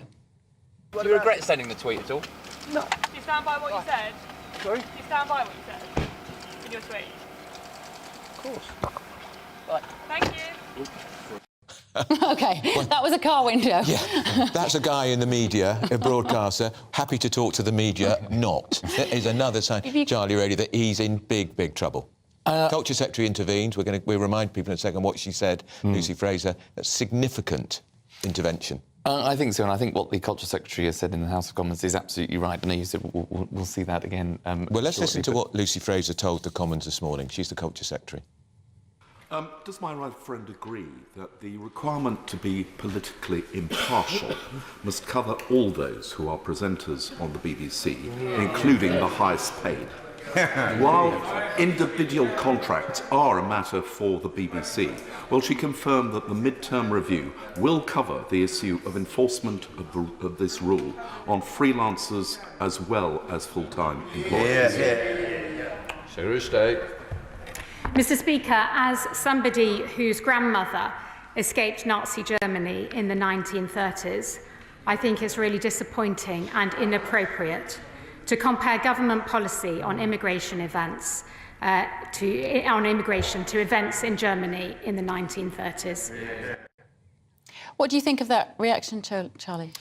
Well, I think, as I said, I think what the Culture Secretary said is absolutely right, and she's obviously personally affected by those comments, as will many people who are Jewish or from Jewish descent, because of the comments that Gary Lineker has made. And I think if the BBC said yesterday that they were going to have a frank conversation with Gary Lineker, that either hasn't taken place or it hasn't been frank enough, because those comments have offended a lot of people. And I think, look, no one individual, I think, ever is bigger than the organisation that they work for. And I think he would be wise to either apologise or to stop commenting on policies that are in a negative way against the Conservative government and can just carry on being a football pundit. Charlie, you've been in government, you've been in meetings with cabinet ministers. That intervention by the Culture Secretary will have been cleared, I imagine, at the highest level, probably potentially by number 10?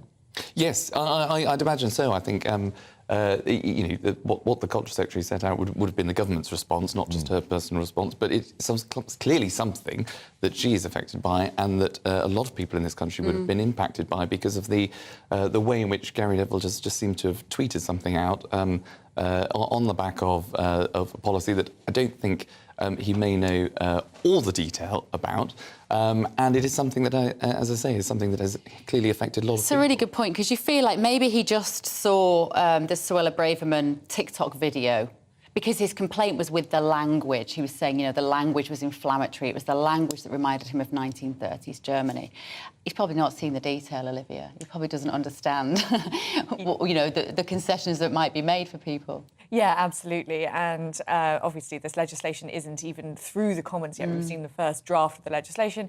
Conservative government is pushing ahead with it pretty quickly. It's going to be voted on Monday, but we still don't really know the full details of it, and so it's unlikely that Gary Lineker has had advanced sighting of the entirety of the bill in final form, which isn't even possible to see. So yes, it does sound as though he's commenting on quite a superficial understanding of the sort of language that Suella Braverman used. Of course, it's gone down quite well on Twitter, which we know sort of skews to the left, as it were. But in the country, again, it's likely that these won't be popular comments, and Suella Braverman probably won't particularly mind that this has happened. He's forgotten the old political maxim, when you're in a hole, stop digging. That's what he did yesterday by doubling down on his remarks, and today he could have said no. I mean, I think actually his response today was pathetic, actually. He should have addressed the cameras full on, said, I stand by it or not. Well, absolutely, but I think he's not in that difficult a position, because if the BBC they could just choose to sack him, of course, but as we discussed before, they don't want to lose him. Otherwise, it's going to be quite difficult to detooth him because of the way that their charter is sort of put together. It is journalists who are employed by the BBC are under very strict rules to be completely impartial, but someone like Gary Lineker, who is a freelancer, isn't subject to the same rules. So I think he feels sort of protected by that. But of course, the BBC may at any point feel as though this is doing far too much reputational damage, and even Gary Lineker isn't worth it to them. Maybe. Charlie, you're a football fan. Do you listen to Match of the Day or watch Match of the Day? Is he any good? Is he worth all this money? I can't believe anybody's worth that much to talk about football. I wouldn't want to get into the conversation about sort of people's worth or salaries, but I don't watch Match of the Day, as it happens. But I am a football fan. I thought you were. And I'm a big fan of Arsenal Football Club, who are top of the league, which you've given me a second opportunity to remind people. And we'll go on and win that league, no problem, don't worry. But I think, you know, the broader point about Gary Lineker, instead of tweeting away, he could probably get back into that shoe for driven car and go down to Dover and see what it's like for the communities there, and see what it's like for the people that have made that crossing, that are held in places like Manston, which are not good conditions at all, putting it lightly. So, the idea of what the package that the government was putting forward is to make sure that people that come into this country, you're not allowed to stay, you will be deported to Rwanda, you will be processed out there if you have a claim. And because, we simply do not have the capacity or the conditions to support people in this country. This is playing into the government's hands. They want people to talk about this policy because they think it's popular, and I think they're right, it's popular. They definitely are right that it's popular. It's the number 2 issue for people who voted Conservative at the 2019 general election, and it's the number 4 issue in the wider public. So, yes, I think you're absolutely right that the public is probably on the government side about this. So conversations like this actually are probably more helpful to the government than not. Yeah. We're going to talk about Harry and Meghan. Are we? Shall we? Princess, their kids. Princess Elizabeth. Who'd have thought it? Of course, I mean, she was princess the moment that the Queen died, but there was a question mark over whether the Duke and Duchess of Sussex. Is that still? That's right. Yeah, they're still the Duke. We're going to actually use the titles, but yeah, we've got a Princess Lilibet Diana. Yep. What do you think? Come on, tell us what you think. Well, I think they're a pair of stinking hypocrites. That's my view. I mean, I'd be more than happy to attend the coronation if there are a couple of seats going, if they don't get invited on the back of what they've done. But again, I think it's a sort of it's a very, very odd story. Harry and Meghan have decided to effectively resign from their royal duties. They don't want anything to do with the monarch, and yet they still want to hold on to the titles and the privileges of the very organisation of which they've detached themselves from. It is absolutely bonkers, and I think, I wish them well. I wouldn't wish anybody ill, but I think they're better off doing their community work, charity work in the United States, where they've obviously set themselves up for, and carry on doing that without making too much of a song and dance about it. I think Bev made the point, didn't you, Bev? It's all about monetising. It is. And this first American princess now, Lilibet, will be the first of anything in history is monetisable. And no doubt that's what they're thinking. I mean, where do they go next? How do they reinvent themselves next, Charlie? I don't know how, because if all you are doing is making money trading on your personal story, you have to be extremely good at reinventing yourself all of the time. And I don't know where they go with that now. Go quiet, they will have to have some other things to do, whether it's just to continue with their charity work. They'll continue to give more interviews, and in order to keep that sustainability, you have to come up with new things to do, as you rightly said, but that comes at the price of other people. So it will be more revelations, but maybe about His Majesty Charles, which is not something that people in the UK want to be seen to have their laundry sort of dragged out into public domain. So I think it's a very, very tricky path for them. They've backed themselves into a corner, and they've just, I think, to take your phrase earlier on, when you're in a hole, stop digging. Yeah. OK, Charlie and Olivia, thank you for now. More on the Duke and Duchess of Sussex in just a moment. Harry is going to be at the centre of a planned High Court trial against a tabloid newspaper publisher over allegations of phone hacking. We'll bring you all of that in just a few moments. Monday to Thursday nights on GB News. At 6, it's Deebs & Co. 7 o'clock, Farage. At 8, join Jacob Rees-Mogg. And at 9, Dan Wootton Tonight, followed by Headliners. On TV, radio and online. This is GB News. It's all about family, being in people's living rooms, all the interaction and getting to know who our viewers and listeners are. When I was young, my dad used to say, Nana, stop arguing. I wanted an outlet that would enable me to give my opinion. People are going through a really hard time right now, and I know that you don't feel like you're being listened to by the establishment. I came to GB News because it's the people's channel, and I want the audience to have their say on the events of the day. We're dynamic. We do something different. Democracy shows that the wisdom of the nation is in its people. I get to travel to find out what the story is from a personal perspective. The British people aren't fools. We know when we're not being told the full story. We've got to work out how Britain moves forward from this. It's the best country in the world. The establishment had their chance. Now we're here to represent your views. Britain's watching. Britain's watching. Britain's watching. We're proud to be GB News. The People's Channel. Britain's news channel.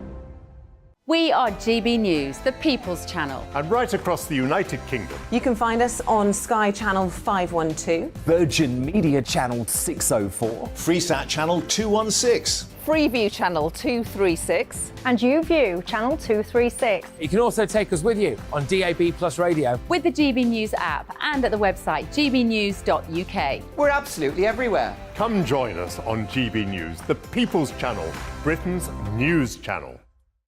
GB News has its own late-night paper preview show, Headliners, where comedians take you through the next day's top news stories. You don't have to bother reading the newspaper, we've got it covered for you. Headliners, every night at 11 p.m. and repeated every morning at 5 a.m. We won't send you to sleep like some of the other paper review shows out there. GB News, the People's Channel, Britain's news channel. Join me, Nana Akue, Saturday and Sunday afternoons on GB News. Expect fiery debate and passionate discussion as me and my panel tackle some of the biggest topics hitting the headlines. It's a place for everyone's opinion. No one gets cancelled, but no one gets an easy ride. Oh, she's on it today! Be ready for conversations that are fierce, frank, and of course, fun. Every Saturday and Sunday afternoon from 4 p.m. on GB News, the People's Channel.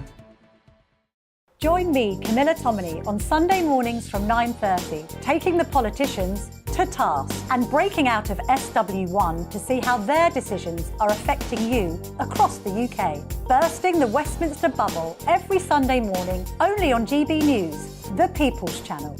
Britain's watching.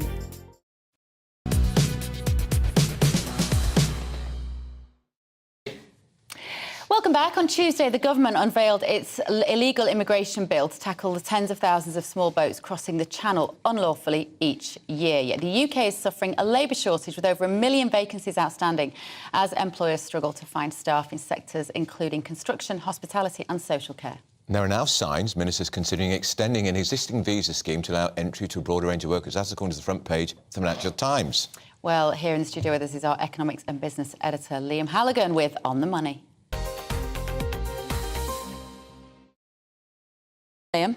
Hi, Bev. Hi, Andrew. Tell us about these job vacancies, 1.2 million. Well, this is the kind of flip side to what the government was doing earlier this week. It unveiled this, you know, fair to say, very, very controversial illegal immigration bill to tackle the tens of thousands of small boats crossing the Channel unlawfully each year. But on the other hand, as a lot of the same communities who are most affected by immigration know, there is a labour shortage, whether it comes to hospitality, construction, social care.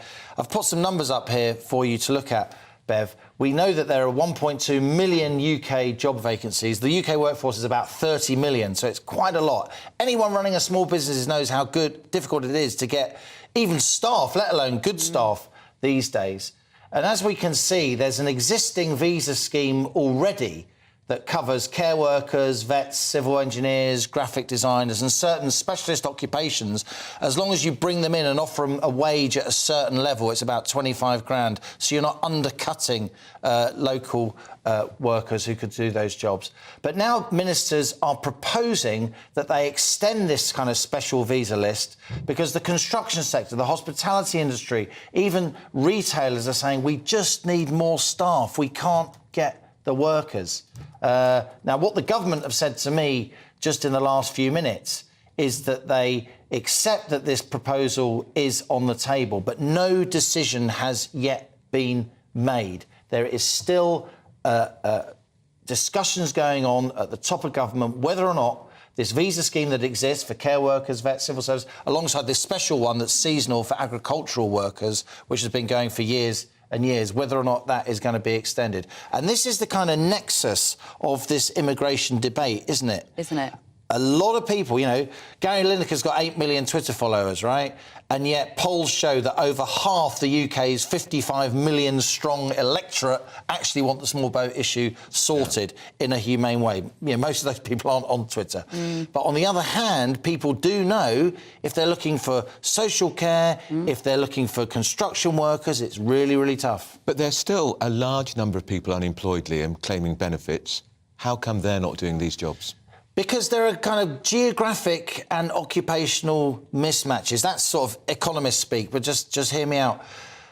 There are lots and lots of jobs in the UK that are going, those 1.2 million vacancies, but they're often in parts of the country where people who aren't working don't live and, frankly, can't afford to live, Andrew.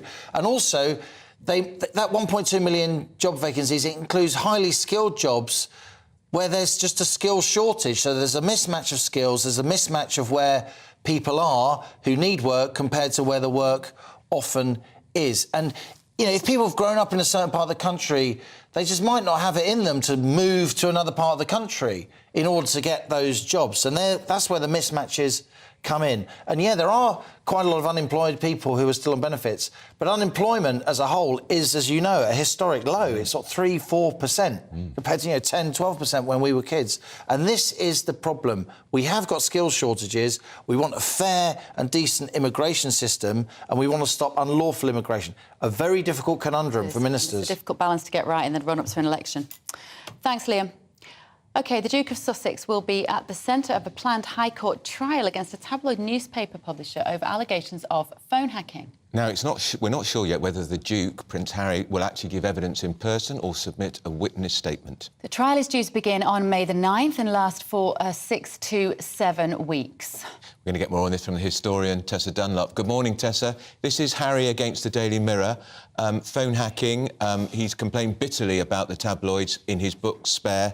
This is his chance to settle the scores, if you like.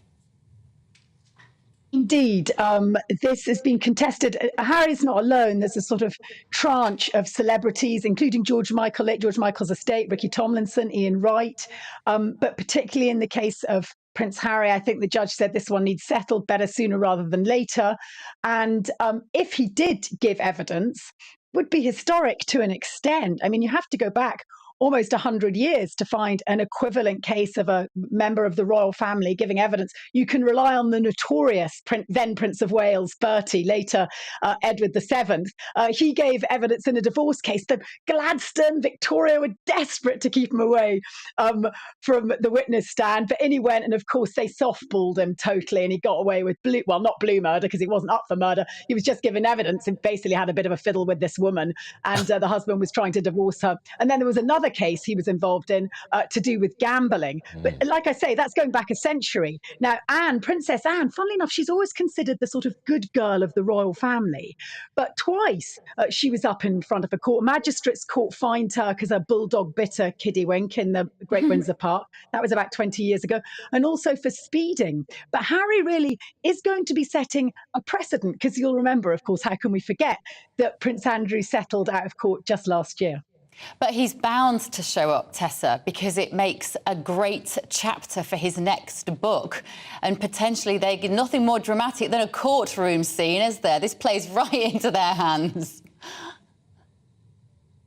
Well, Bev, you're a little cynical, aren't you? I mean, I thought they were going to be looking back less and moving forward more. Their next tranche of project. Who am I to quibble with what the Sussexes may or may not say? I think we know that he's very much positioned himself as taking on the press. That's become his sort of unique selling point. It's his mission, if you like, along with his evangelical embrace of therapy. And the timing is wonderful, of course, because he'll be popping over, will he not, for the coronation, staying in the late Duke of York. He is still alive, of course, and he is still the Duke of York, but no longer does he have that suite of apartments in Buckingham Palace. I believe that Harry could, of course, stay there, where there'll be very good security and very proximate, of course, to the court. So it could save him on an airfare, to be honest. He could kill two birds with one stone. Yeah, I can't believe he won't turn up. I think he will. I think he will. He wants to, he wants to live his truth. He wants to tell his story. There was a Freudian slip. He wants to have his voice heard at any opportunity, doesn't he? And also, worth bearing in mind, where Bertie, the late Duke of Wales, didn't want to be giving evidence, did everything he could not to have to. Harry's bought this case. This is very much on his initiative. And by the way, it's not the only one. So you're right. In many ways, this is a chance for him to have his say. Some will say it's standing, others won't. I heard your earlier conversation, if I may, on the Prince and Princess case, the titles. That was very predictable. We know from the abdicated king, the Duke of Windsor, one of the things that absolutely broke his heart was that his wife was never an HRH, Wallis Simpson, and that really left estranged relations until the end of his life. And the Prince of Wales won't want that. The Prince of Wales, I now call him the King, of course, won't want that. He wants to build bridges with Harry. One of the easy ways of doing that is ensuring that his grandchildren are Prince and Princess. And I think it's understandable. I know everyone says I soft soap the Sussexes, but the further away you are from something, the more there is a feeling of wanting to hold on to at least a remnant of your heritage. I think it's predictable and understandable that they would want their children, not just from a commercial point of view, although granted that also has a part to play in it. I think it's understandable that his children are christened Prince and Princess. OK, thank you so much, Tessa. Tessa Dunlop there. Now, Mae Muller has been confirmed as Britain's Eurovision entrant to try to take home the trophy, which is in Liverpool. She's going to be looking to follow up the success of last year's contestant Sam Ryder, who came runners-up with his hit Spaceman. It's the first time it's been held in Britain in 25 years, and that's because, of course, Ukraine won last year, and they couldn't hold it, so we're stepping in. Ticket sales, already tickets are selling out. That's right. So joining us now is Ellie Phillips. Ellie, I've never heard of this girl. Who is she? Is she any good? She is absolutely amazing. She's 25-year-old pop star Mae Muller. She actually started writing music, her own songs, when she was 8 years old. So she has grafted her way through this. She also went to Hampstead Fine Arts College, which, if you've not heard of it, it's a £27,000 a year college, which takes in about 200 people every year. Alumni include Olivia Colman, Orlando Bloom. So, you know, she had real good training to get to this point. She left college and then she went out into the real world. She worked in a pub so that she could write her own music and record. And she used to kind of bribe friends who were good at production to produce stuff for it in return for like a bottle of wine. So she's done it her own way, she's done it hard way. She's actually already released an album, 3 EPs, and she's had a couple of hits that you might have heard of them. She's probably best known for I Just Came to Dance and Better Days. And actually on Friday, she released a song called Feel So Good with Sigala, Steph London. So her star is rising massively. She went on tour with Little Mix in 2019. So she has got this fan base, but I think it's great that they're giving it to her and they're giving her the spotlight that she deserves, and we can shine a light on this real female talent. It's a strange thing to do, though, when your star is rising, to do Eurovision, because it doesn't always end well. No. It doesn't, but then also you have to think about the successes that we've had. Look at Sam Ryder last year. He was great. Great. Absolutely amazing. And I think the good thing now is our attitude towards Eurovision has changed. Previously, we used to have this voting thing where we could choose who would represent the UK, and we had the likes of Katie Price going up for it. And now, last year, that was stopped, and Tap Music, this music company, has worked with the BBC to select Sam Ryder, who obviously did well, and they've selected Mae Muller. So I think the attitude towards it has changed, and it's like, no, we're going to make a star. And what bigger platform is there internationally for someone like that than Eurovision? Might she win? I think she's got a really good chance. The song is so good. Like, it's so catchy, it's so fun. It's kind of pop, electro pop, it's sassy, it's sexy. Unfortunately, according to Lab Brooks, when she was announced, the odds of the UK doing well went from 12 to 1 to 20 to 1. So it has reduced a bit, but reaction on social media has actually been the complete opposite. Everyone's like, this is a tune, everyone can get involved in this, and she said she's going to bring it when it comes to the performance. And I can tell from the accent, it's a good thing for Liverpool as well, isn't it? It's brilliant. I think she's obviously so excited to perform there, and I just think having Eurovision Liverpool is going to be phenomenal. Not only are there the 9 shows happening at the arena, there's also the Eurovision Village, which is going to happen, which is going to be events running alongside with commissions taking place, with Ukrainians performing and people from across the country. And I think the city is very aware that, you know, they are hosting, and the UK is hosting for Ukraine, and that is at the forefront. But it's just going to be such an incredible week in May. You're going to be there, aren't you? I am going to be there. For the whole lot. The whole lot. I am such a big Eurovision fan, and I just think this is having Mae Muller there, and I wrote a song. I just think we're going to do so well. And she said it's going to be one big disco. What's going on with the ticket scandal? What's happened? Yeah, this is a shame, and you know what? This happens all the time, and I think the government really do need to step in on this. So tickets went on sale last Tuesday. They sold out within 19 minutes. That was for 9 shows, 11,000 tickets for each show. Wow. And unfortunately, so actually in a really good way, Ticketmaster have a way that you can resell to fans through them for the price you paid, and it's really easy to do that. But Tickets Out have gotten their hands on some, and they're reselling them at profit. And I think it's such a shame because actually the people who really want to be there are true fans of Eurovision, the music and the experience. What are they going for on the black market? Thousands, Wow. especially for the live final, thousands. Amazing. It's one of those events, though, that's best watched on the telly, isn't it? I think we've got to move on. Time has run away with us, Ellie. Good to see you. Now, still to come this morning, will a new weight loss drug plan to turn the tide on obesity and get benefit claimants back to work? Find out after the news with Rhiannon.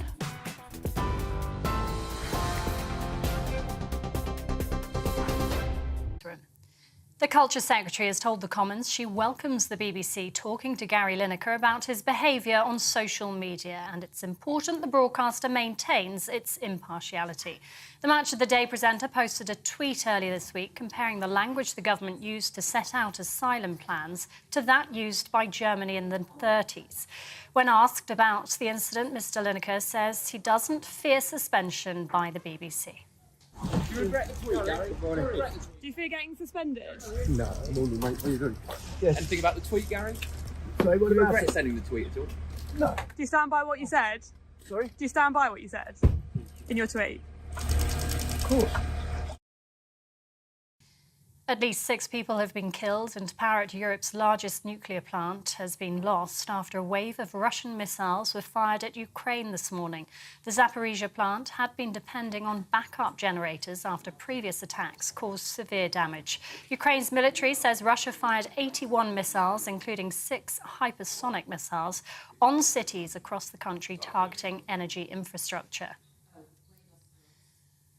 The number of people in England waiting to start routine hospital treatment has risen slightly to equal the previous record high. NHS England says around 7.2 million people were waiting to start treatment at the end of January. But the number waiting longer than 18 months in the same period has come down. The government and NHS England are aiming to eliminate waiting lists of more than a year by March 2025. And Britain's most iconic astrologer has died, aged 80. Mystic Meg, whose real name was Margaret Lake, wrote daily horoscopes for The Sun for nearly 23 years. The newspaper announced her death, reporting she'd been admitted to hospital with flu. Her agent has said she was followed by millions around the world, showing what an impact she had on the world of astrology. TV, online and DAB+ radio, this is GB News. Now it's back to Bev and Andrew.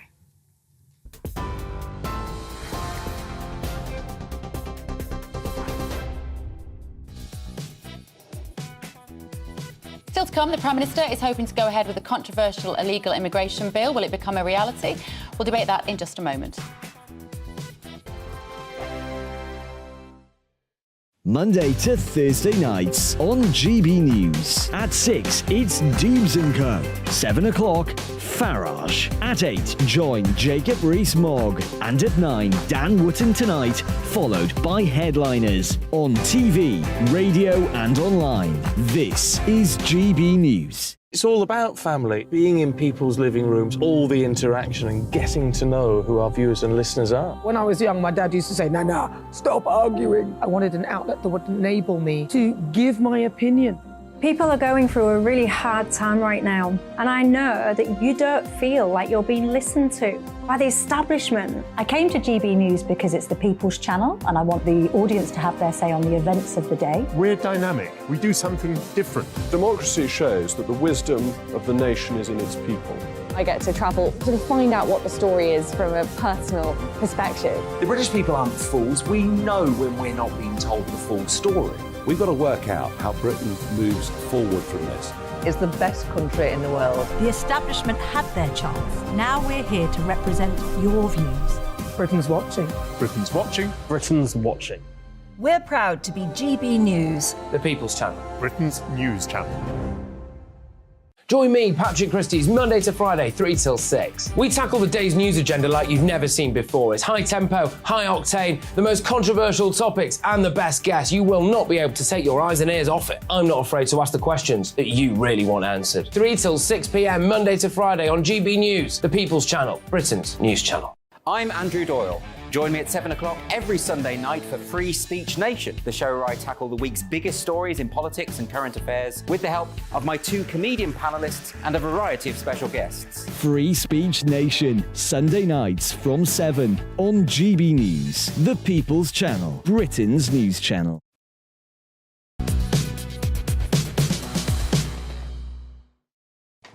Welcome back. Joining us in the studio are broadcaster and journalist Carol Malone and political editor of The Express, Sam Lister, to go through today's stories. Gary Lineker, this story just will not go away. There was a ton of press outside his house this morning. Let's just have a little look at the clip to see how he reacted to the Paps.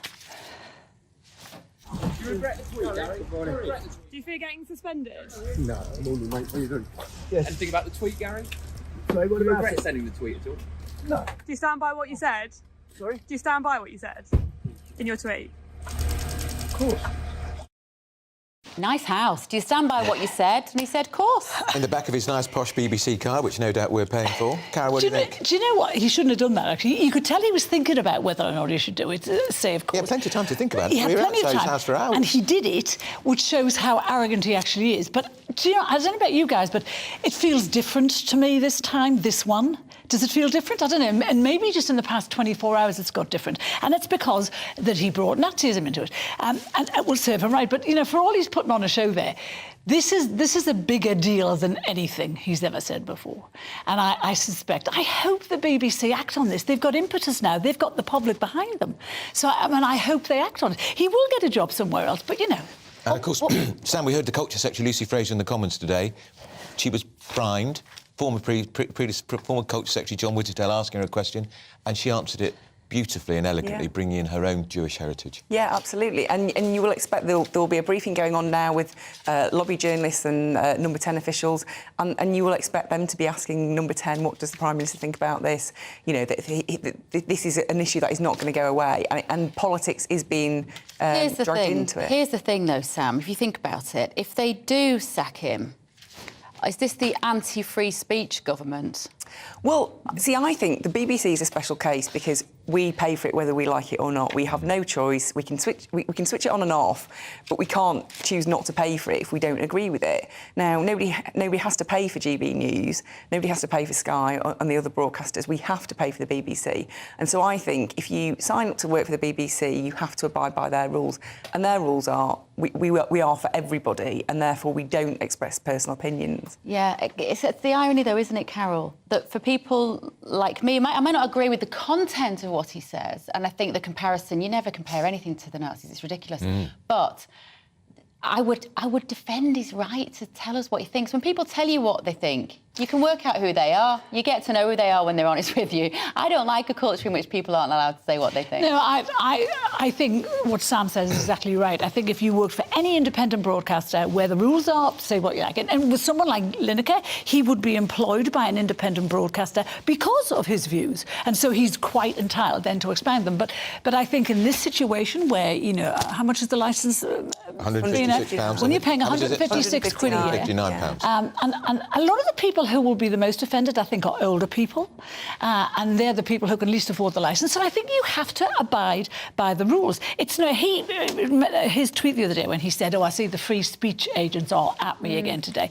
But it's not about free speech. It's about rules. It's about impartiality rules.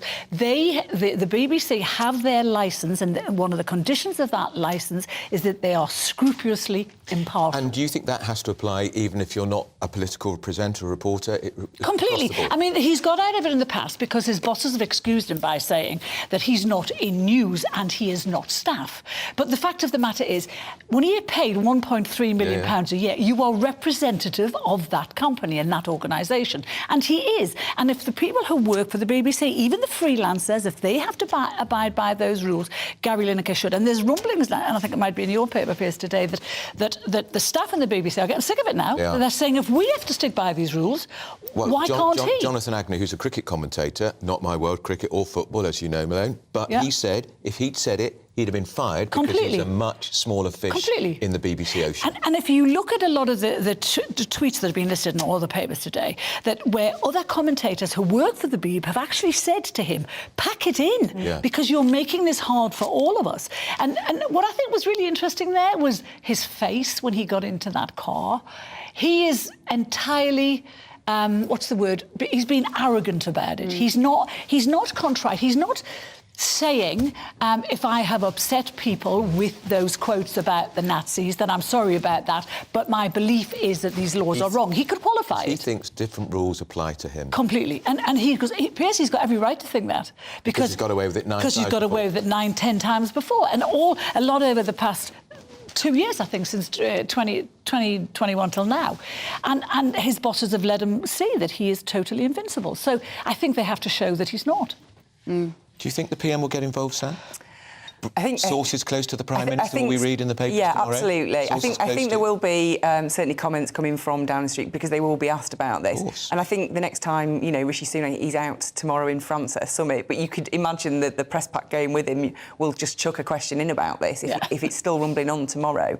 It is that sort of question. And once the Prime Minister's making these comments, the BBC bosses, they're in a difficult position, And obviously... the Culture Secretary would have cleared those remarks with number 10, surely, because that was a rehearsed answer. It really wasn't was, spontaneous. No. Very good answer. No. But I do feel a wonder.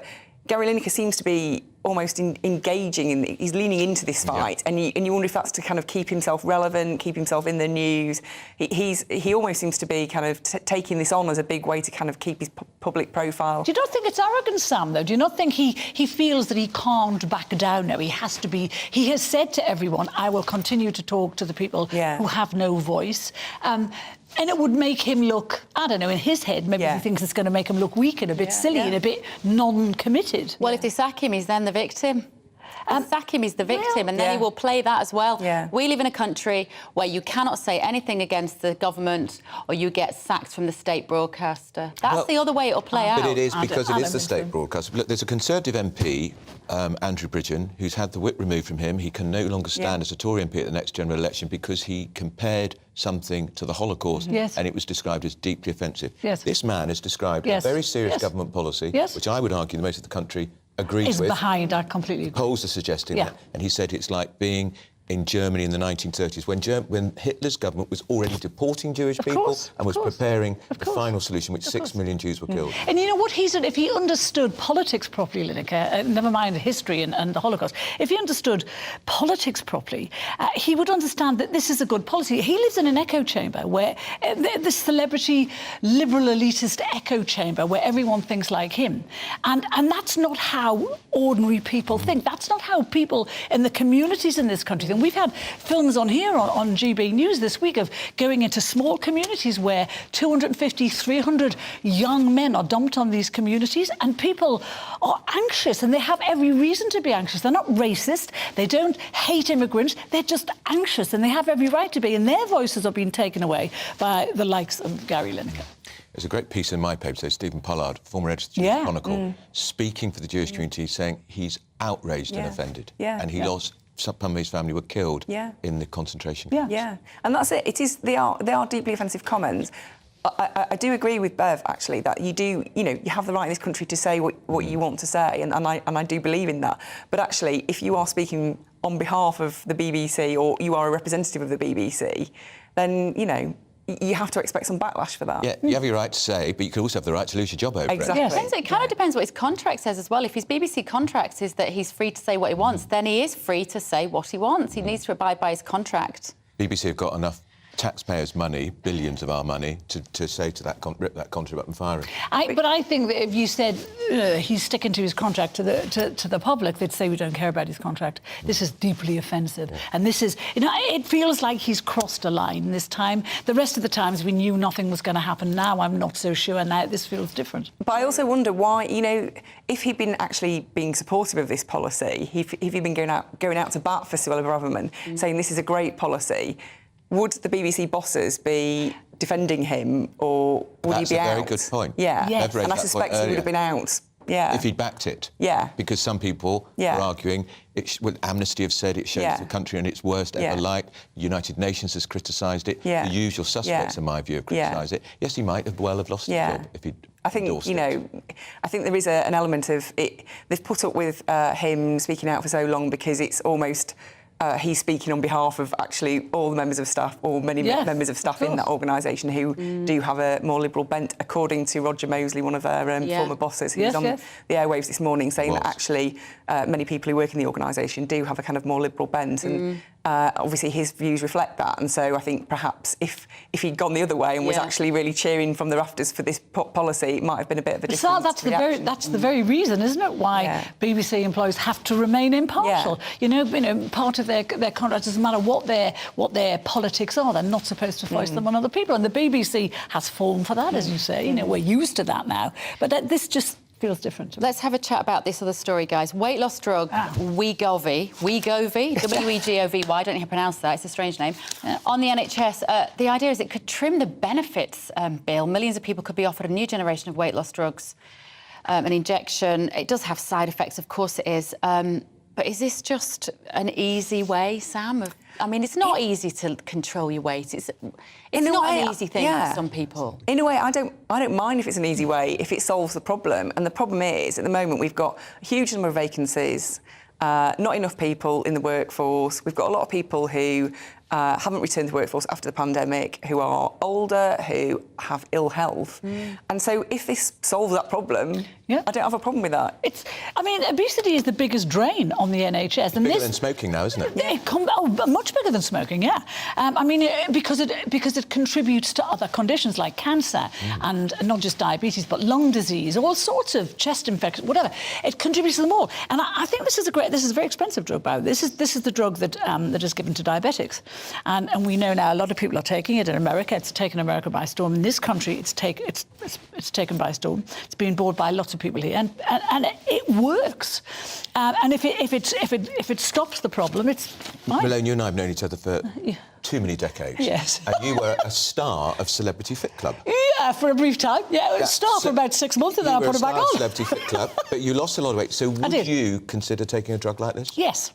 Yes, I would. Wouldn't you worry about the side effects? I don't like the idea because it's a hardcore drug. It's not like taking an aspirin. It's a hardcore drug. But Sam and I were talking about this earlier, that the older I get joint pain because I'm carrying so much weight on my body. So I want to get rid of that. And I've been told by when I go to talk to people about this, they say if you got 20% of your weight off, you wouldn't feel the pain. So for me, this would be a win. I don't like the idea of injecting myself. You say it's expensive. How much is it? I think it's about, if you're doing it private, it's about 120 a week. But if it works and if it keeps you healthy, I mean, this is going to be a big drain on the NHS as well, but it has to be cheaper than the conditions caused by obesity and what that is costing the NHS. So I think this could be a game changer. There's the problem, of course, at the minute that there's a shortage of it for diabetics, which is not a great thing. So they need to be making more of it, whoever they are. Yeah. It's going to be expensive, though. It will be the NHS expensive. hasn't got much money already under pressure. But it's one of those things that if you invest now, you save in the long term. And obviously, because obesity is such a drain on the NHS, and also because of the amount of money we're losing in the economy through people not working, I think actually, even if it is a kind of upfront big expense, actually the rewards are so great that let's just. How serious are the side effects? I think there are side effects, but I wouldn't think that they would be. They wouldn't approve this if the side effects. The most serious one, because I did some reading on this recently. The most serious one is pancreatitis. Which is not good. But you get the other thing is that you get just a bit of pain, a bit of discomfort, a bit of nausea. We get all of that. Of course, you're the best controller of my weight, because when I see him and he looks at me, he goes, I give it that look. Your bum is 4 times bigger than it was this time last week. Andrew, that's Malone, you do not need that chocolate. Yes. But it's my pleas fall on deaf ears. And I say to you, you don't need that glass of wine, but you have it anyway. No, it's normally the vodka. Yes, it is the vodka. You have got a very sweet tooth. I have got it, yeah. But apparently this drug, you don't lose the sweet tooth, but it actually just, it changes what's happening in your body with sugar. Which is a bit like isn't that a bit like a gastric band? No, it's not. No, because it's for a diabetic drug, it deals with the sugar in a way that other things don't. So, I mean, that's very useful. It would be very useful. Another story that apparently is just broken. Simon Cowell is apparently defecting from ITV to a rival station in a major shake-up. Yes. Headline-grabbing stuff, Sam? Well, I just think, you know, there's a lot of reinvention of old formats, aren't there? And it would be good if there were new things being invented. But actually, if people still want to watch it, I think actually Channel 5 have made great strides in the last few years. They brought back All Creatures Great and Small. Oh, which is fabulous. The BBC didn't want it because they thought it was too kind of old-fashioned. Yeah. And actually, it pushed up their figures tremendously because people wanted to watch it. So I'm very much of the view of give people what they want. You think is it going to be another X Factor? I don't think this would work now because we were talking about this outside, Sal, and I think it's because it's quite a bullying show now, and I'm not sure it fits with the modern day ethos of. I know. Don't twist your face about word nonsense. No, I know that, but I think you can't have a 16-year-old and say you're absolutely trash and terrible and awful at what you're doing. But it's good TV. It's great TV, but it doesn't. You know, I don't think it would work now. No, I think it's Channel 5, isn't it, to do the same sort of thing? But I'm a bit like you, Carol. I think the younger generation who watch these shows, they just wouldn't be interested in it. Yeah, they don't watch linear TV anyway. Full stop. Yeah, they watch everything on YouTube and clips. Yeah. They haven't got the attention span to watch a whole 90-minute programme, frankly. And also, I think you wouldn't get any youngsters wanting to go on it and be the act. No, because you know what they'll do? They'll do it themselves. They'll just create it themselves. It's self-generated content. They'll audition for themselves on their own.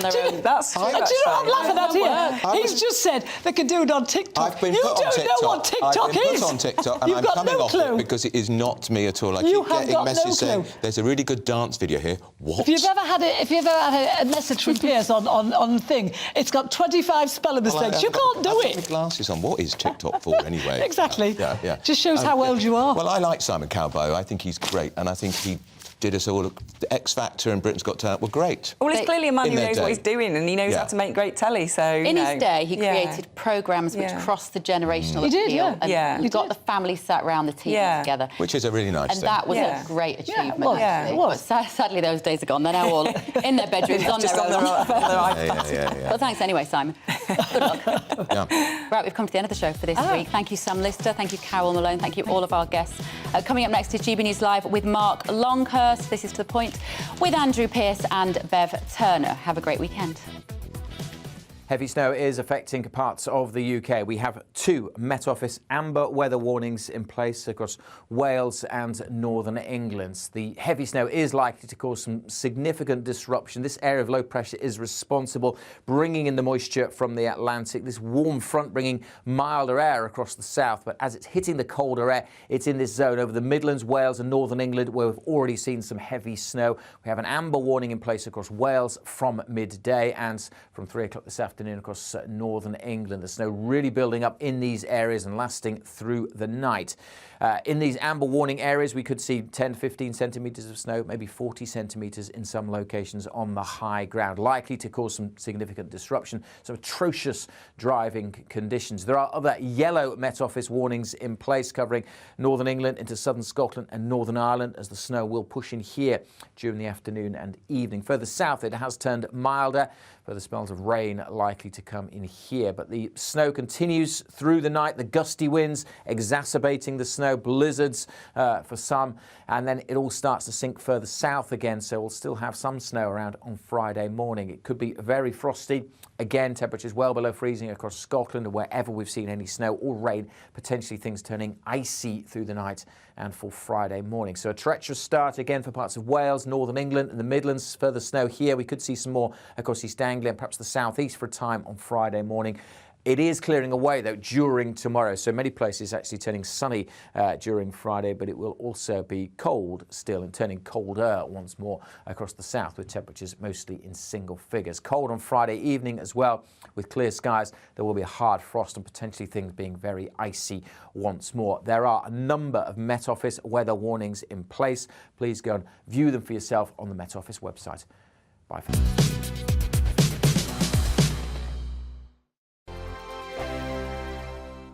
I joined GB News because I was sick and tired of not hearing my views being represented, not just mine, but so many people that I knew and spoke to. I just couldn't get my voice out there. I couldn't say anything. I couldn't do anything. Whatever the narrative was, I kind of had to follow it. GB News is there to provide a voice for those who have been ignored by the establishment media. We think different things, we've got a different style. GB News is here to be optimistic and positive about the future. It's real kind of dynamic and flowing, with the audience very much at the heart of it, like a big family. Here at GB News, we talk about the things that matter to you. Hearing the voices from right across our towns and cities, especially our towns. All sides of the argument represented with a heavy dose of opinion. We're on a mission here to make a difference. And the GB News family really is here for you, and whatever time of day you can watch or listen. Britain's watching. Britain's watching. We're proud to be GB News. The People's Channel.